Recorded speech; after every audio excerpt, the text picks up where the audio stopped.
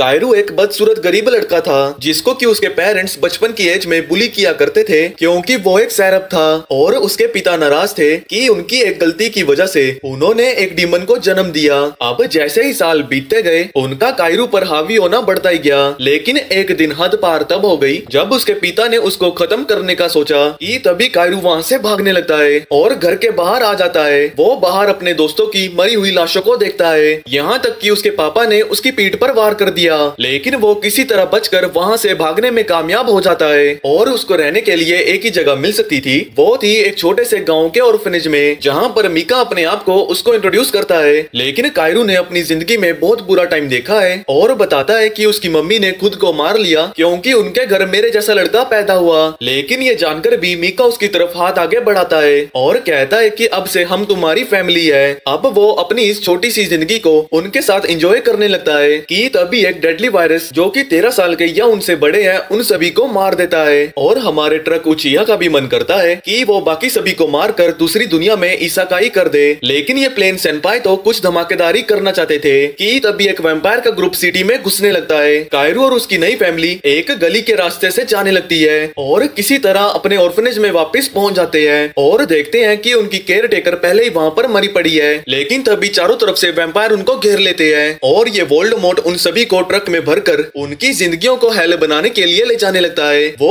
उनके ऊपर पिछले 4 सालों से एक्सपेरिमेंट करते हैं और उनका खून निकाल कर उस सैंपल को इकट्ठा करने लगते हैं। लेकिन कायरू यहाँ इस नर्क से भरी जिंदगी में किसी का खाना नहीं बनना चाहता है और जैसे ही वो ये सब बातें चिल्ला रहा होता है वो देखता है कि वैम्पायर्स 2 बच्चों के हाथों पर चढ़ जाते हैं। तो वो गुस्से में उनकी तरफ भागकर उनको उनसे माफी मांगने को कहता है, पर वैम्पायर उसको उठा लेता है। यहाँ तक कि मीका उसकी गलती के बदले माफी भी मांगता है, लेकिन वो वैम्पायर गुस्से में उसको बिल्डिंग से नीचे फेंकने की धमकी देने लगता है। और जैसे ही उसका दिल बाहर निकालने वाला होता है कि तभी वहाँ पर लॉर्ड फेरिड सीढ़ियों से नीचे आ जाते हैं। तो उनका सिपाही कायरू को नीचे फेंक देता है। मीका शुरुआत से ही फेरिड का पसंदीदा बच्चा था और वो मीका को अपने मेंशन में बुलाकर उसका खून पीना चाहता है, जिसके लिए मीका मान जाता है और कायरू को चिल्लाने से मना करता है। अब यहाँ शाम को वो देखता है कि कैसे सभी लोग खाना खा रहे हैं, लेकिन वो इतने सालों से कीड़ों को खाते आए हैं तो उनको ये नॉर्मल खाना अच्छा नहीं लगता। कायरू जानता है कि मीका ने अपने खून का सौदा कर उनको हमेशा अच्छा खाना दिलाया है, तो एक लड़की उसको मीका को इसके लिए शुक्रिया अदा करने को कहती है। तो अब कायरू पूरी रात मीका का इंतजार करने लगता है और जैसे ही वो वहाँ आता है कायरू हैरान होता है कि आखिर वो अपने आप को उनके खाने के लिए सेक्रीफाइस क्यों कर रहा है। वो कहता है कि अगली बार वो अपना खून देगा,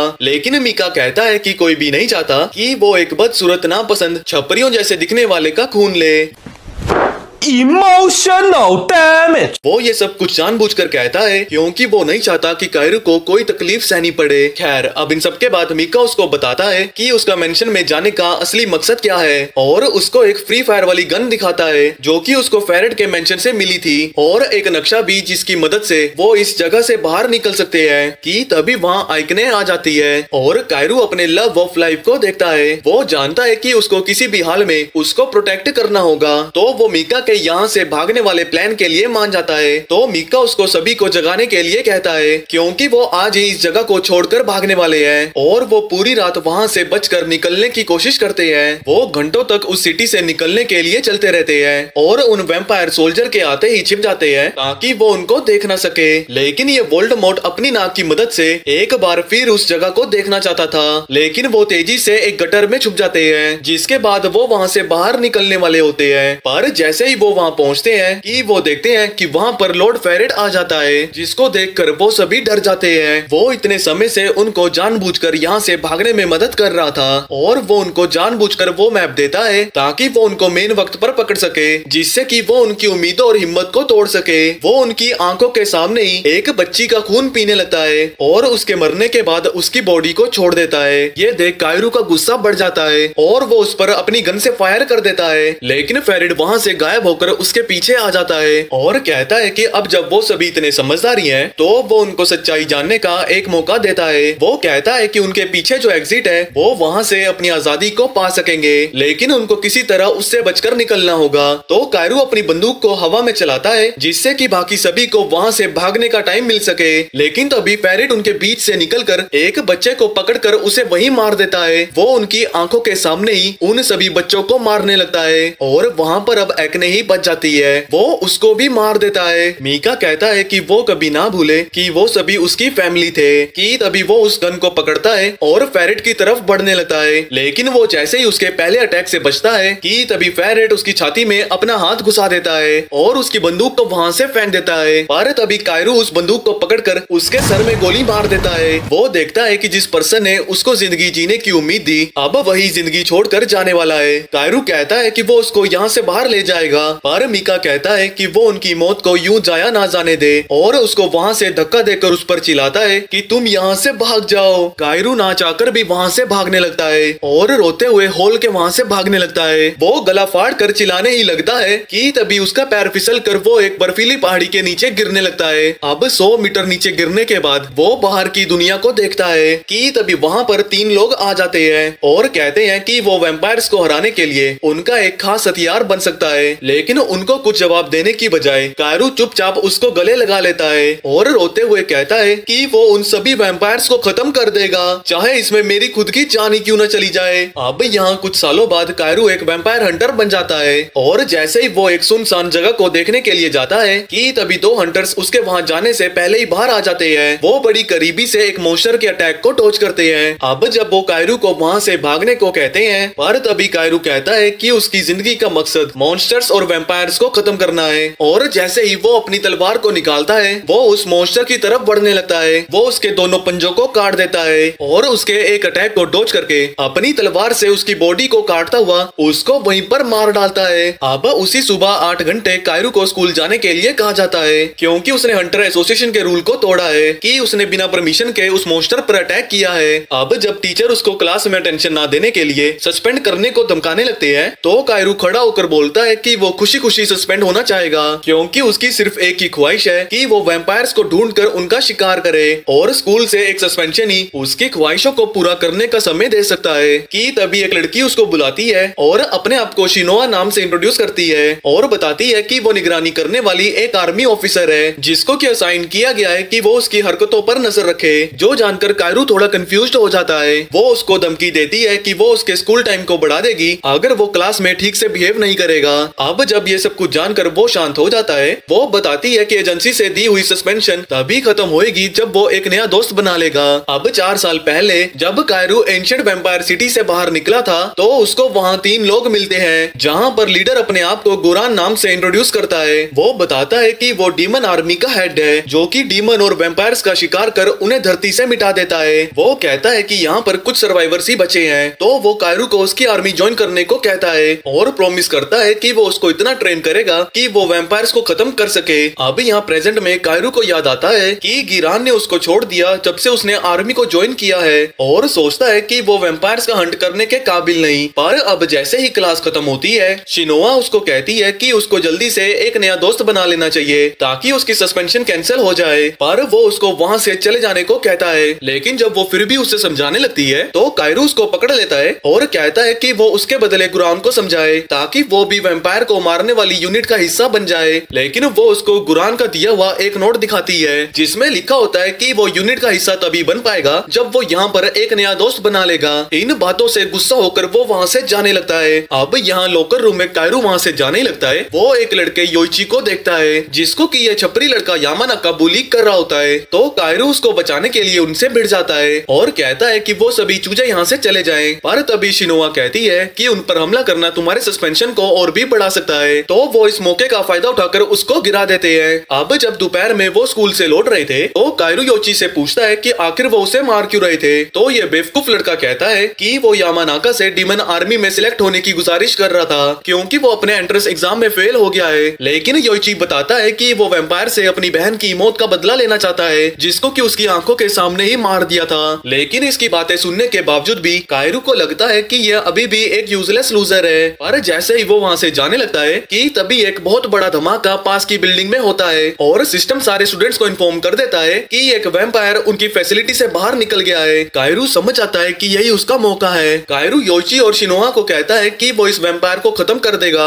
और वहाँ से जाने लगता है। वो अपने आप को भीड़ भड़ाके से निकालता हुआ जल्दी से बिल्डिंग के अंदर पहुँच जाता है और अपने लॉकर से अपने हथियारों को निकाल लेता है। अब यहाँ क्लासरूम में वो देखता है कि एक वैम्पायर एक लड़की की जिंदगी को खत्म करने वाली थी और देखता है कि यामानाका ने अपने अपनी पैंट में मूत दिया है। अब खत्म करने के इरादे से वो अपनी तलवार को बाहर निकालता है और उस वैम्पायर की ओर बढ़ने लगता है, लेकिन वो उसके हमले से बच जाती है और हवा में घूमती हुई उसकी ओर बढ़ने लगती है, लेकिन वो उससे बच जाता है। पर तभी वो उसको एक लात मारकर साइड में पटक देती है, पर कायरू उसके मुक्के से बचकर वहाँ पर फुदकने लगता है। वो उसके एक और हमले से बच जाती है, लेकिन तभी अचानक से कायरू उसके हाथ को काट देता है, लेकिन वो अपने हाथ को तेजी से उठा लेती है और कायरू रियलाइज करता है कि लड़की अभी भी जिंदा है। कायरू यामानाका को उसको एक सेफ जगह पर ले जाने को कहता है, लेकिन इसकी इतनी फटी पड़ी थी कि उसकी टांगे मूव नहीं कर पाती है, जिसके बाद वैम्पायर अपने बाजू को वापस से जोड़ लेती है और एक लोहे को निकालकर उन सभी के शरीर में से टोमेटो सॉस निकाल देना चाहती है, जिसके बाद वो उस पर वापस से अटैक करती है, लेकिन वो उसके हमले को अपनी स्किल से ब्लॉक कर लेता है। वो उछलकर पीछे हटती है और देखती है कि उसकी तलवार ने उसको छू लिया है। वो खुद को हील करके उसकी ओर बढ़ती है और उसका हमला बहुत करीबी से कायरू के मुंह से बचता है, लेकिन वो उसको तलवार से कहीं पर काट देता है, जिसके बाद वो पीछे हटती है और कायरू अपनी बंदूक से उसके ऊपर गोलियां मारने लगता है, लेकिन वो उससे बच जाती है और अपने आप को वापस से हील कर लेती है। वो कहती है कि वो उसको भी खत्म कर देगी, पर एक बार वो इस लड़की की सारे खून को पी ले, पर वो ऐसा कर पाती योइची उसको धक्का देकर जमीन पर गिरा देता है और जैसे ही वो उसे मारने ही वाली थी कि तभी कायरू आकर उसके हमले को रोक देता है कि तभी वो उसकी गर्दन को पकड़कर उसे पीछे ढकेलने लगती है, जिसके बाद वो दोनों खिड़की को तोड़ते हुए पेड़ की टहनियों पर गिरने लगते हैं। पर जब वो देखती है कि उसने अपनी तलवार उसके सीने में घुसा दी है, वो उसको बोलती है कि वो एक इमोर्टल है और वो मारी नहीं जा सकती है, लेकिन तभी गुरन अपनी स्पेशल तलवार उसके सीने में घुसा देता है और वो उनकी आंखों के सामने ही राख हो जाती है। कायरू ये देखकर हैरान होता है और गुरान उसको बताता है कि वो वैम्पायर्स को एक स्पेशल डीमन वेपन से ही हरा सकते हैं या फिर एक पावरफुल स्पेल से, और उसका उसके आने से पहले स्टूडेंट्स को प्रोटेक्ट करने का शुक्रिया अदा करता है। पर कायरू तो सिर्फ उसकी टीम को ज्वाइन करने में इंटरेस्टेड था, तो वो उसको एक मौका देने को कहता है, पर गुरन कहता है कि रूल्स किसी के लिए चेंज नहीं होंगे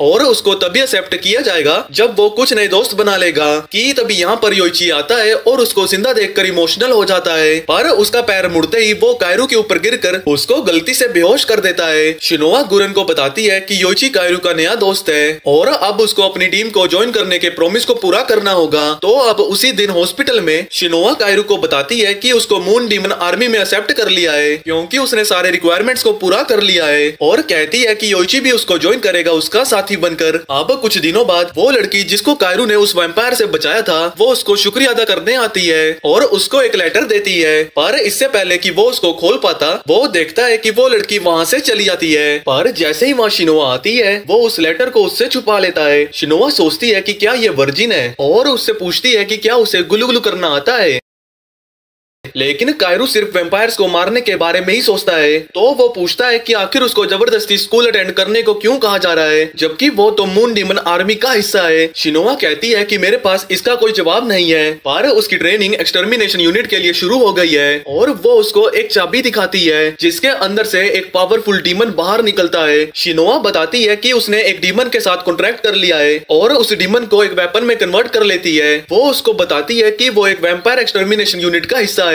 और उसका ये डीमन के साथ कॉन्ट्रैक्ट वैम्पायर्स को मारने में मदद करता है। पर कायरू सोचता है कि उसका यही मौका है वैम्पायर्स को खत्म करने का, तो वो उसको उसका हथियार छोड़ने को कहता है, पर वो कहती है कि वो इसका यूज नहीं कर पाएगा क्योंकि इस डीमन का कॉन्ट्रैक्ट उसके साथ हुआ है। लेकिन लड़ने की आग में वो उसके ऊपर हमला कर देता है, पर वो उसके सभी अटैक्स को ब्लॉक कर देती है और उसको पीछे ढकेल देती है, जिसके बाद वो वापिस से लड़ना शुरू कर देते हैं और कायरू बाल बाल उसके हमलों से बचता है। अब कायरू उसके एक और हमले से बचने के बाद शिनोआ अपने हथियार से अपने डीमन को बाहर बुलाती है और वो कायरू को फेंस में पटक देता है जिससे उसकी सारी स्ट्रेंथ खत्म हो जाती है। अब जब कायरू और शिनोआ अपनी अगली क्लास की ओर जा रहे थे योइची डरा हुआ उनके पास आता है क्योंकि उसके पीछे ये दो नमूने लगे हुए थे। कायरू पूछता है कि क्या वो फिर से उसे तंग कर रहे हैं, पर यामानाका कहता है कि वो उससे उस दिन की लड़ाई के लिए माफी मांगने आए हैं और उम्मीद करते हैं कि वो सभी आपस में दोस्त बन जाएं। पर कायरू सोचता है कि ये साले तो नमूने हैं और सोचता है कि ये दोनों योइची के दोस्त क्यों बनना चाहते हैं क्योंकि योइची तो खुद के लिए भी यूजलेस है। तो यामानाका उनको बताता है कि उनको योइची की हेल्प चाहिए उनके तीसरे दोस्त को ढूंढने के लिए जो कि एक खुफिया चेंबर में गया था और वहां से लौटकर नहीं आया। पर शिनोआ बोलती है कि खुफिया चेंबर में जाना मना है और मून आर्मी वाले उन्हें मार देंगे अगर उन्हें पता चला कि वो सभी चेंबर के पास भी गए हैं। अब कुछ घंटों बाद कायरू शिनोआ से पूछता है कि आखिर ये खुफिया चेंबर क्या है, तो वो उसको बताती है कि वो एक सीक्रेट चेंबर है जिसके अंदर आर्मी वाले नए मेंबर्स को वैम्पायर वैम्पायर एक्सटर्मिनेशन यूनिट के लिए ट्रेन करते हैं। अब उस खुफिया चेंबर के पास पहुंचने के बाद वो कहती है कि वहां पर एजेंसी के लोग ही जा सकते हैं और अगर कोई बाहर का पर्सन जाता है तो उसको वो डीमन पोसेस कर लेता है। योइची सोचता है कि आखिर वो आखिरी बुली को कैसे बचाएंगे, पर शिनोआ कहती है कि उसको बचाने का कोई रास्ता नहीं है और जरूर उस डीमन ने उसको पोसेस कर लिया होगा। पर कायरू बहुत उत्सुक था उस डीमन के बारे में जानने को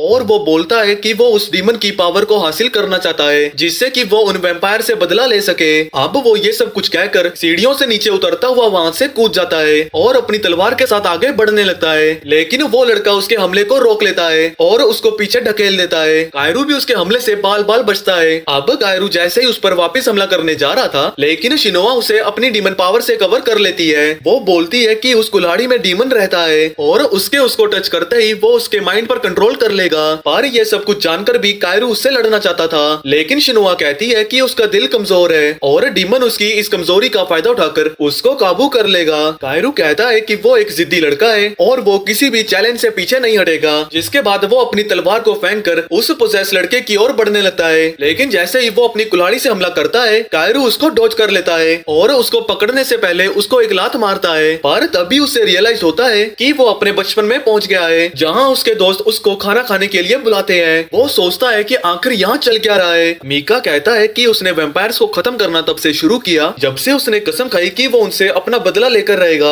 पर कायरू सोचता है कि वो एक अजीब से सपने में है। अब मीका उसको प्रॉमिस करता है कि वो उसको अपनी पावर देगा जिससे कि वो बदला ले सके और एक इविल डार्कनेस उस पर काबू करने लगती है। लेकिन तभी कायरू उस शैडो को तोड़ देता है और मीका को कहता है कि वो डीमन के कंट्रोल में नहीं आएगा। अब उस मोमेंट में वो कमरा चेंज होने लगता है और मीका एक डीमन में कन्वर्ट होके पूरे रूम को डार्क शैडो से कवर कर लेता है। अब जैसे ही कायरू उठता है शिनोआ कहती है कि वो बहुत लकी है कि वो जिंदा है। उसको डर था कि वो अब हमेशा के लिए ही बेहोश रहने वाला है। अब जब डीमन हार गया है तो कायरू सोचता है कि क्या वो इस कुल्हाड़ी को अपने साथ रख सकता है, पर शिनोआ कहती है कि सिर्फ गुरान ही उसको ये वेपन दे सकता है। पर अब जब उसने अपनी एबिलिटी इस डीमन के कंट्रोल से बाहर निकलकर शो कर दी है तो वो उसको कहती है कि वो अपनी ये ट्रेनिंग इस खुफिया चेंबर में शुरू कर सकता है। अब यहाँ रात को दुनिया के दूसरे कोने में हम देखते हैं कि एक मॉन्स्टर तबाह हुई सिटी को डिस्ट्रॉय करने लगता है और बचे बुचे ह्यूमन सर्वाइवर्स वहाँ से भागने लगते हैं और हम देखते हैं कि मीका यहाँ एक वैम्पायर बन चुका है। हम देखते हैं कि एक मैजिकल रोप उसके हाथों को पकड़ लेती है और वो तेजी से अपनी तलवार से उस मॉन्स्टर को काट देता है जिससे कि सभी इंसान वहाँ बच जाते हैं। कि तभी वहाँ दो और वैम्पायर आते हैं और उनको झांसा देने लगते हैं कि वो उनको प्रोटेक्ट करने के बदले में वो बस उनकी टोमेटो सॉस चाहते हैं। कि तभी एक लड़की मीका के पास आती है और उसको अपना खून उसकी जान बचाने के लिए ऑफर करती है। अब जैसे ही मीका उसकी गर्दन की ओर देखता है तो उसको अपना टाइम याद आ जाता है कि कुछ साल पहले जब कायरू वहाँ से भागने में कामयाब हो गया था तो उस जगह पर कुछ वैम्पायर्स आ गए थे। पर जैसे ही एक वैम्पायर उसको मारने वाला था कि तभी क्वीन क्रोल उस कैसल के अंदर आ जाती है और वो कहती है कि वो उसको अपने लिए रखना चाहती है। पर अब फेरेट जैसे ही जागता है तो वो उसको कायरू को वहाँ से भगाने के लिए डांटने लगती है और उसको धमकी देती है कि वो उसके एम्पायर को तबाह कर देगी। पर अब जैसे ही मीका अपनी आंखें बंद करने ही वाला होता है तो वो उसको अपने जैसे ही बनाने का सोचती है और उसको एक खूनी पप्पी देके जिंदा मुर्दा बना देती है। अब उसी दिन स्कूल में एक लड़का कायरू से टकराता है और उसके मुंह में जोरदार मुक्का मारता है। पर अब उसी शाम को जब योइची उससे पूछता है कि क्या वो किसी बस से टकराया है, जिस पर कायरू कहता है कि वो एक बिजली के खंबे से टकरा गया था। अब जब वो शिनोआ के पास पहुंचते हैं तो शिनोआ उससे पूछती है कि क्या वो किसी से लड़कर आया है, लेकिन वो कहता है कि उसको एक मच्छर ने काट दिया था। जो जानकर वो उन दोनों को उनके नए ट्रेनिंग एरिया में ले जाने लगती है। अब जैसे ही वो वहाँ पहुँचते हैं वो देखते हैं कि वहाँ पर कुछ स्टूडेंट्स पहले से ही मौजूद हैं और उसे पता लगता है कि गुरन ही उन सबका टीचर है। अब जैसे ही गुरन उन सभी को इंट्रोड्यूस करवाने लगता है तो वो योइची को यूजलेस खाली दिमाग का लड़का कहता है और कहता है कि कायरू एक बेवकूफ डरपोक लड़का है जो कि एक मच्छर भी नहीं मार सकता। तो कायरू अपने आप को बैकअप करते हुए कहता है कि वो इस दुनिया का सबसे ग्रेटेस्ट हंटर है और मुझे तुम्हारे इस लटके हुए चेहरों से कोई फर्क नहीं पड़ता। वो उन सभी को लूजर कहता है और कहता है कि उन सभी को अपने घर में अपनी मम्मी के पास चले जाना चाहिए। लेकिन गुरान उसको उसकी बकवास स्पीच के लिए मुक्का मारता है और उसको अपनी सीट पर जाने को कहता है। पर कायरू देखता है कि कोई उसकी जगह पर पहले से ही बैठा हुआ है और वो जैसे ही उसको मारने की धमकी देने लगता है तो उसको पता लगता है कि वो दोनों थोड़ी देर पहले ही एक दूसरे से टकराए थे। पर अब जैसे ही वो एक दूसरे को मुक्के मारने लगते हैं कि तभी गुरन उन्हें लात मार के दरवाजे में फेंक देता है। अब अगले दिन एक नई इंस्ट्रक्टर उन्हें बताती है कि उन्हें अपने टेस्ट के लिए पेयरअप होना होगा ताकि वो अपनी एबिलिटी को टीम वर्क के थ्रू प्रूव कर सके। अब जब शिनोआ योइची के साथ पेयरअप कर लेती है तो कायरू डिसाइड करता है कि वो किमिजुकी के साथ पेयर अप करेगा और अब वहाँ पर कोई पेयर बनाने के लिए नहीं बचता है, तो वो दोनों आपस में पेयर बन जाते हैं। जिसके बाद पपेट मॉन्स्टर वहाँ पर आने लगता है और शिनोआ और योइची उसके अटैक को डॉज कर लेते हैं। कायरू सोचता है कि उसको हराना इतना मुश्किल नहीं होगा, तो किमिजुकी बोलता है कि उन्हें उसे जल्दी से एलिमिनेट कर देना होगा। पर वो जैसे ही भागते हैं वो एक दूसरे से टकरा जाते हैं और उन्हें एहसास होता है कि वो दोनों आपस में बंधे हुए हैं। पर जब वो पपेट वापस अटैक करने लगता है कि तभी अचानक से वो सभी रुक जाते हैं और इंस्ट्रक्टर उन्हें बताते हैं कि किमिजुकी की बहन हॉस्पिटल में बीमार है। जबकि किमिजुकी बोलता है कि ये सब समय की बर्बादी है और कहता है कि उनको अपनी ट्रेनिंग को कंटिन्यू रखना चाहिए। पर कायरू को लगता है कि उसका दिमाग खराब हो गया है और उसको ट्रेनिंग को बंद करने को कहता है। पर अब जब किमिजुकी अपनी ट्रेनिंग को कंटिन्यू ही करना चाहता है तो कायरू उसको पंच मारकर उसके दिमाग को ठीक कर देता है और कहता है कि उसे अपनी बहन की देखभाल करनी चाहिए क्योंकि वो उसकी फैमिली का हिस्सा है। अब उस शाम को हॉस्पिटल में डॉक्टर किमिजुकी को बोलते हैं कि वो लकी है कि उसकी बहन जिंदा है क्योंकि वायरस उसको खत्म करने ही वाला था। पर किमिजुकी को भरोसा है कि वो सरवाइव कर जाएगी और प्रॉमिस करता है कि वो डीमन मून आर्मी को ज्वाइन करने के बाद उसको एक अच्छे हॉस्पिटल में ले जाएगा। अब उसी शाम को किमिजुकी कायरू को बताता है कि उसको उम्मीद नहीं है कि वो डीमन मून आर्मी में सिलेक्ट हो जाएगा, तो कायरू उसको भरोसा रखने को कहता है और कहता है कि वो दोनों मिलकर इस टेस्ट को पार कर देंगे। अब जब वो दोनों ही डीमन आर्मी को ज्वाइन करना चाहते हैं तो वो डिसाइड करते हैं कि उन दोनों को एक दूसरे से दोस्ती कर लेनी चाहिए। अब उस रात को गुरन एक मीटिंग से बाहर आता है कि तभी कायरू उस पर अटैक कर देता है, लेकिन वो उसकी टांग को पकड़कर पीछे धकेल देता है। पर जब कायरू डिमांड करता है कि वो वैम्पायर्स को हंट करने के लिए अपना खास हथियार चाहता है, जिसके लिए गुरन तुरंत ही हाँ कर देता है और ये जानकर कायरू एक्साइटेड होकर कहता है कि वो प्रॉमिस करता है कि वो सभी वैम्पायर्स को खत्म कर देगा। पर गिरन उसको लात मार के बेहोश कर देता है क्योंकि उसने पहले उस पर हमला करने की कोशिश करी। अब जब कायरू जैसे ही फैसिलिटी में पहुंचता है तो वो वहाँ पर शिनोआ से मिलता है जो कि बताती है कि गुरन ने अप्रूव कर दिया है कि उसको उसकी इच्छा का डीमन वेपन मिल जाए। पर कायरू सोचता है कि वो उसे बेवकूफ बना रहे हैं, लेकिन शिनोआ उसे कहती है कि गुरन हमेशा अपने प्रॉमिस को पूरा करता है। अब अगले दिन क्लास में इंस्ट्रक्टर सभी बच्चों को उनके एग्जाम रिजल्ट्स देती है और कहती है कि उनको उनका रैंक स्पेशल वेपन देने के बाद डिसाइड किया जाएगा। पर जब कायरू को पता लगता है कि वो हमेशा की तरह फेल हो गया है तो वो अपने रिजल्ट को छुपाने की कोशिश करता है, लेकिन शिनोआ उससे वो छीन लेती है और वो उससे अपना रिजल्ट लेने की कोशिश करने लगता है कि वो उसको वापस कर देगी। लेकिन तभी वो देखता है कि एक ग्रुप को पता लग गया है कि वो एक बहुत बड़ा फेलियर है, तो वो उनसे वो रिजल्ट छीन लेता है और शिनोआ को कहता है कि वो अपने काम से काम रखे क्योंकि उसको ग्रेट हीरो बनने के लिए एक वेपन की जरूरत है। जिसके बाद वो किमिजुकी से उसके स्कोर को लेकर बहस करने लगता है कि तभी गुरन क्लास में आ जाते हैं, जिनको देखकर कायरू उनसे अपने हथियार को मांगने लगता है, लेकिन किमिजुकी उसे धक्का देकर अपने हथियार को मांगने लगता है। लेकिन गुरन को लगता है कि वो दोनों डीमन को कंट्रोल नहीं कर सकते हैं और उन दोनों को कहता है कि उन्हें अपने गुस्से पे काबू करना चाहिए। लेकिन कायरू और किमिजुकी वापस से बहस करने लगते हैं और एक दूसरे को घुसंड मारकर शांत कर देते हैं। जिसके बाद गुरन बाकी स्टूडेंट से पूछता है क्या कोई है जो कि डीमन की पावर को रेसिस्ट कर सकता है, जिस पर इंस्ट्रक्टर कहती है कि योइची रेसिस्ट करने में बेस्ट है। तो वो उसके रेसिस्टेंस को अपनी आंखों से देखने के लिए वो अपनी तलवार को बाहर निकालता है, जिसके अंदर से काली शैडो की वेव्स बाहर निकलती है। पर जैसे ही वो तलवार को जमीन में गाड़ता है तो सारी शैडो पूरी क्लास में फैल जाती है, जिसकी पावर से स्टूडेंट बेहोश होने लगते हैं। और ये देखने के बाद कि योइची को कुछ असर नहीं हुआ है तो गुरन अपनी तलवार को वापस रख लेता है और वो सारी शैडोस वहाँ से गायब होने लगती है। अब जब ये गिने चुने स्टूडेंट्स ही वहाँ पर टिक पाए थे, गुरन कहता है कि वो सभी डीमन के साथ कॉन्ट्रैक्ट करने के लिए तैयार हैं और वो जैसे ही वहाँ के लिए जाने लगते हैं तो इंस्ट्रक्टर गुरन को कहती है कि योइची बहुत ज्यादा कमजोर और यूजलेस है कि वो एक डीमन को संभाल सके।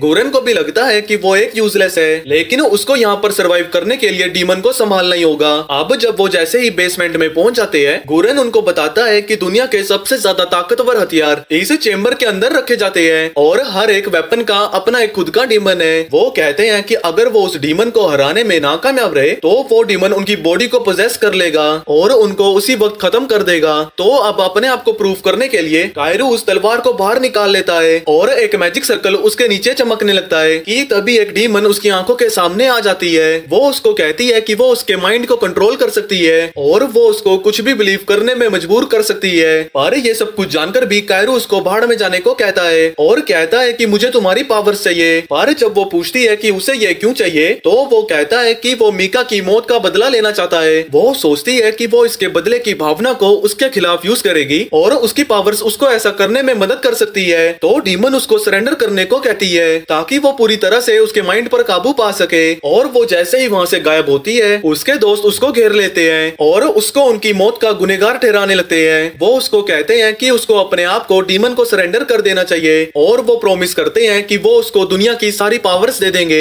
लेकिन कायरू उनकी इस बकवासी बातों को मानने से मना कर देता है और कहता है कि मुझे तुम्हारी पावर चाहिए ताकि वो अपने दोस्तों को प्रोटेक्ट कर सके। कि तभी एकदम से वापस से वो स्पिरिट्स की दुनिया में आ जाता है और डीमन भी वहाँ पर मौजूद होता है। वो कहती है कि वो उसको पसंद करती है और वो खुशी खुशी अपनी पावर्स को उसको सौंप देगी अगर वो पूरे जज्बे के साथ उन वैम्पायर्स को खत्म कर देगा। पर वो कहती है कि वो उसकी बॉडी पर कंट्रोल कर लेगी अगर वो वैम्पायर को मारने से हिचकिचाने लगा। कायरू सोचता है कि उसको बस यही तो चाहिए था, तो वो उस कॉन्ट्रैक्ट के लिए मान जाता है। जिसके बाद वो अपने आप को सियामारू से इंट्रोड्यूस करती है और कहती है कि वो उसका नाम ले जब भी उसको उसकी पावर्स की जरूरत है। जिसके बाद कायरू रियल वर्ल्ड में जाग जाता है और वो बताने वाला होता है कि कैसे उसने डीमन को हरा दिया। कि तभी वो देखता है कि किमिजुकी ने उससे पहले ही अपने डीमन को हरा दिया है जबकि योची अभी भी बेहोश पड़ा हुआ है। यहाँ उसके सपने के अंदर उस डीमन ने उसकी छोटी बहन का रूप ले लिया होता है और वो कहती है कि वो बहुत ही कमजोर और यूजलेस है कि वो उसकी पावर्स को कंट्रोल कर सके। लेकिन जब योची कहता है कि वो उसकी मौत का बदला लेना चाहता है तो वो कहती है कि वो बेवकूफ है जिसको लगता है कि वो ऐसा कर सकता है और वो कभी भी अपनी पावर को उसको नहीं देगी। और जब वो ये सब कुछ कह ही रही होती है कि तभी वो अपने हाथ को उसके दिल के पार कर देती है और वादा करती है कि वो उसके लिए उसका ये बदला लेगी। कि तभी योची जाग जाता है और एक हवा का झोंका उस स्टैचू को चीर देता है। गुरन किमिजुकी और कायरू को कहता है कि योची उस डीमन को कंट्रोल करने में नाकामयाब हो गया है जिसकी वजह से उस डीमन ने उसकी बॉडी पर कब्जा कर लिया है, तो उन्हें अब उसको खत्म करना होगा।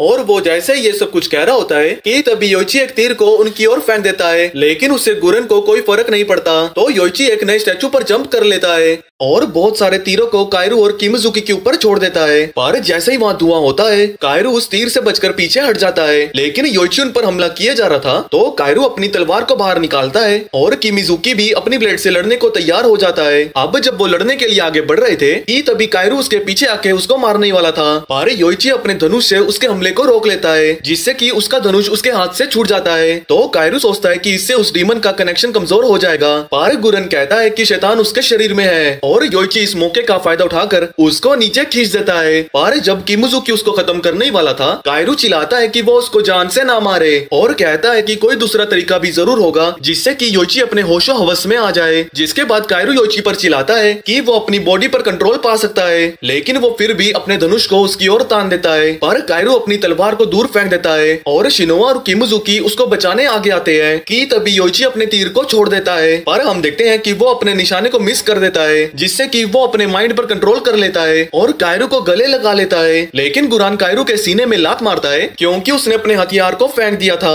और योची को कहता है कि वो कमजोर बनना छोड़ दे। अब जब कायरू उठता है तो गुरान उसको अपने पुराने दोस्तों को भूलने को कहता है और किमिजुकी और योची को उसकी नई फैमिली समझने को कहता है। अब जैसे ही गुरान वहाँ से जाने लगता है वो कहता है कि वो वॉर के लिए उन सभी को फ्रंट लाइन स्क्वाड में दाखिल कर रहा है क्योंकि वैम्पायर्स जल्दी ही पास की सिटी में हमला करने वाले हैं। अब अगले दिन ट्रेन में कायरू शिनोआ से पूछता है कि आखिर वो गुरान के पीछे पागलों की तरह क्यों घूमती रहती है। तो वो उसको बताती है कि वो उसकी गाइड है और उसको उसका ध्यान रखने को कहा गया है। पर कायरू सोचता है कि वो इतनी डम्ब है कि उसको खुद को भी नहीं पता कि वो क्या बोल रही है और उसको कहता है कि वो काफी उत्सुक है वैम्पायर्स को खत्म करने के लिए। अब जैसे ही वो वहाँ पहुँचते हैं वो एक फैसिलिटी के अंदर जाने लगते हैं और अपने सामने उस तबाह हुई सिटी को देखते हैं। पर जब वो नीचे गुरान और एक लड़की को देखते हैं तो वो तेजी से उनके पास जाने लगते हैं और देखते हैं कि वहाँ पर योची और किमिजुकी वेट कर रहे हैं। लेकिन वो लड़की गुरान पर चिल्लाती है कि वो शिनोआ को इस कोड का लीडर बना दे क्योंकि उसको लगता है कि वो उससे भी ज्यादा डिजर्विंग है। पर जैसे ही वो शिनोआ को देखती है वो गुस्से से भरकर उसके पास पहुंचती है। पर जब वो उसे बिगड़ैल बेवकूफ लड़की कहती है तो उसका गुस्सा और भी बढ़ जाता है और वो अपने ब्लेड को समन करके उसको खत्म करना चाहती है। तो शिनोआ भी अपने ब्लेड को बाहर निकाल लेती है। पर जैसे ही वो एक दूसरे पर हमला करते हैं कि तभी गुरान बीच में आकर उन दोनों को हटा देता है और कहता है कि वो उन दोनों को सॉलिटरी कन्फाइनमेंट में भेज देगा अगर वो ऐसे ही बच्चों की तरह हरकतें करते रहे। तो वो माफी मांगते हैं और प्रॉमिस करते हैं कि वो आगे ऐसा नहीं करेंगे। अब कुछ मिनट बाद गुरान उन सबको बताता है कि वो दूसरी डायरेक्शन में जा रहा है और ये लड़की मित्सुबा को टीम से इंट्रोड्यूस करवाता है कि अब से वो उनका एक नया साथी है। वो बताते हैं कि डीमन आर्मी के टीम के 5 सोल्जर्स ने वैम्पायर्स के ठिकानों पर निगरानी रखी है क्योंकि सिर्फ यही तरीका है टीम को बचाने का। तो वो उनको एक टीम की तरह लड़ने को कहता है और यही एक तरीका है जिससे कि वो बैटल्स में सर्वाइव कर सकते हैं। पर कायरू कायरू को लगता है कि उसको किसी की भी जरूरत नहीं है और शिनोआ को कहता है कि वही होगा जो कि सबसे पहले वैम्पायर को मारेगा।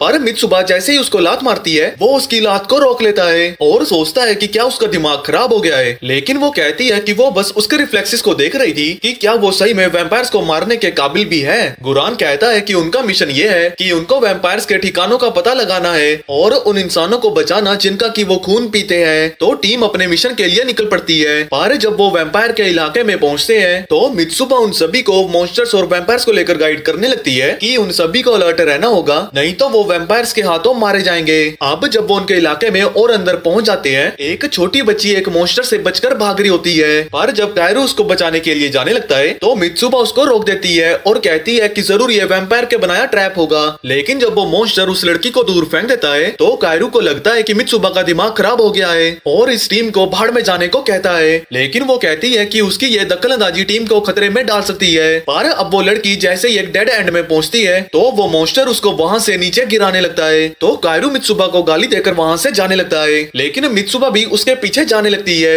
इस उम्मीद में कि वो उसको रोक लेगी। अब जब वो मॉन्स्टर उस बच्ची को एक कोने में कर देता है कि तभी बस वहां से गायब हो जाती है और वो उसको मारने वाला होता है। लेकिन कायरू उसके क्लो को काटता हुआ उसके दूसरे हमले को रोक लेता है और जैसे ही उस लड़की को वहां से भागने को कहता है कि तभी मित्सुबा आगे बढ़कर उस मॉन्स्टर के हाथों को काट देती है। लेकिन तभी उनकी आंखों के सामने 3 वैम्पायर्स उनकी ओर बढ़ने लगते हैं। तो मित्सुबा कायरू को बताती है कि वैम्पायर्स आर्मी पर अटैक करने से पहले इंसानों को चारे की तरह यूज करते हैं और उसको उनसे दूर रहने को कहती है कि तभी पलक झपकते ही एक वैम्पायर कायरू पर हमला कर देता है और दूसरा वैम्पायर भी उस पर हमला कर देता है। लेकिन वो किसी तरह उनके हमले को संभाल लेता है, लेकिन उसके माथे पर एक कट लग जाता है। तो अब जब वो वापस से उस पर हमला करने लगते हैं तो कायरू असुरामारू को सम्मन करता है और अपनी तलवार से ब्लैक फ्लेम्स को निकालता है। पर पता नहीं क्यों उसके शरीर में अजीब से निशान आने लगते हैं और जब मॉन्स्टर उसकी ओर बढ़ने लगता है, लेकिन तभी किमुजुकी उस पर हमला करके उसको काट देता है और योइची भी अपने तीरों से उसकी पूंछ को काट देता है और मित्सुबा कूद कर अपने ब्लेड से एक ही बारी में उसको खत्म कर देती है। पर जब वैम्पायर्स को पता लगता है कि वो सभी एक्सटर्मिनेशन यूनिट से हैं, तो वो बैकअप को बुलाने का सोचते हैं। लेकिन तभी कायरू उन पर हमला करके उनको वहां से भागने से रोक लेता है। पर तभी शिनोआ कहती है कि उन सभी को वहां से वापस निकलना होगा क्योंकि वो उनके एरिया में काफी अंदर पहुंच चुके हैं, जिसके लिए वो मान जाता है और वैम्पायर्स भी वहां से चले जाते हैं। अब जब वो फैसिलिटी में पहुंचते हैं तो मित्सुबा कायरू के ऊपर चिल्लाने लगती है कि उसकी एक गलती की वजह से सभी टीम मेंबर्स की जान खतरे में आ गई थी, जिस पर कायरू उसको टीम को छोड़ने के लिए माफी मांगने लगता है। लेकिन उसे कोई पछतावा नहीं क्योंकि उसने एक बच्ची को बचाया है। कि तभी बच्ची वहां आकर उसकी जान बचाने के लिए उसका शुक्रिया अदा करने लगती है। तो मित्सुबा उसको कहती है कि उसको डरने की कोई जरूरत नहीं है और हम सभी लोग उसकी सुरक्षा करेंगे।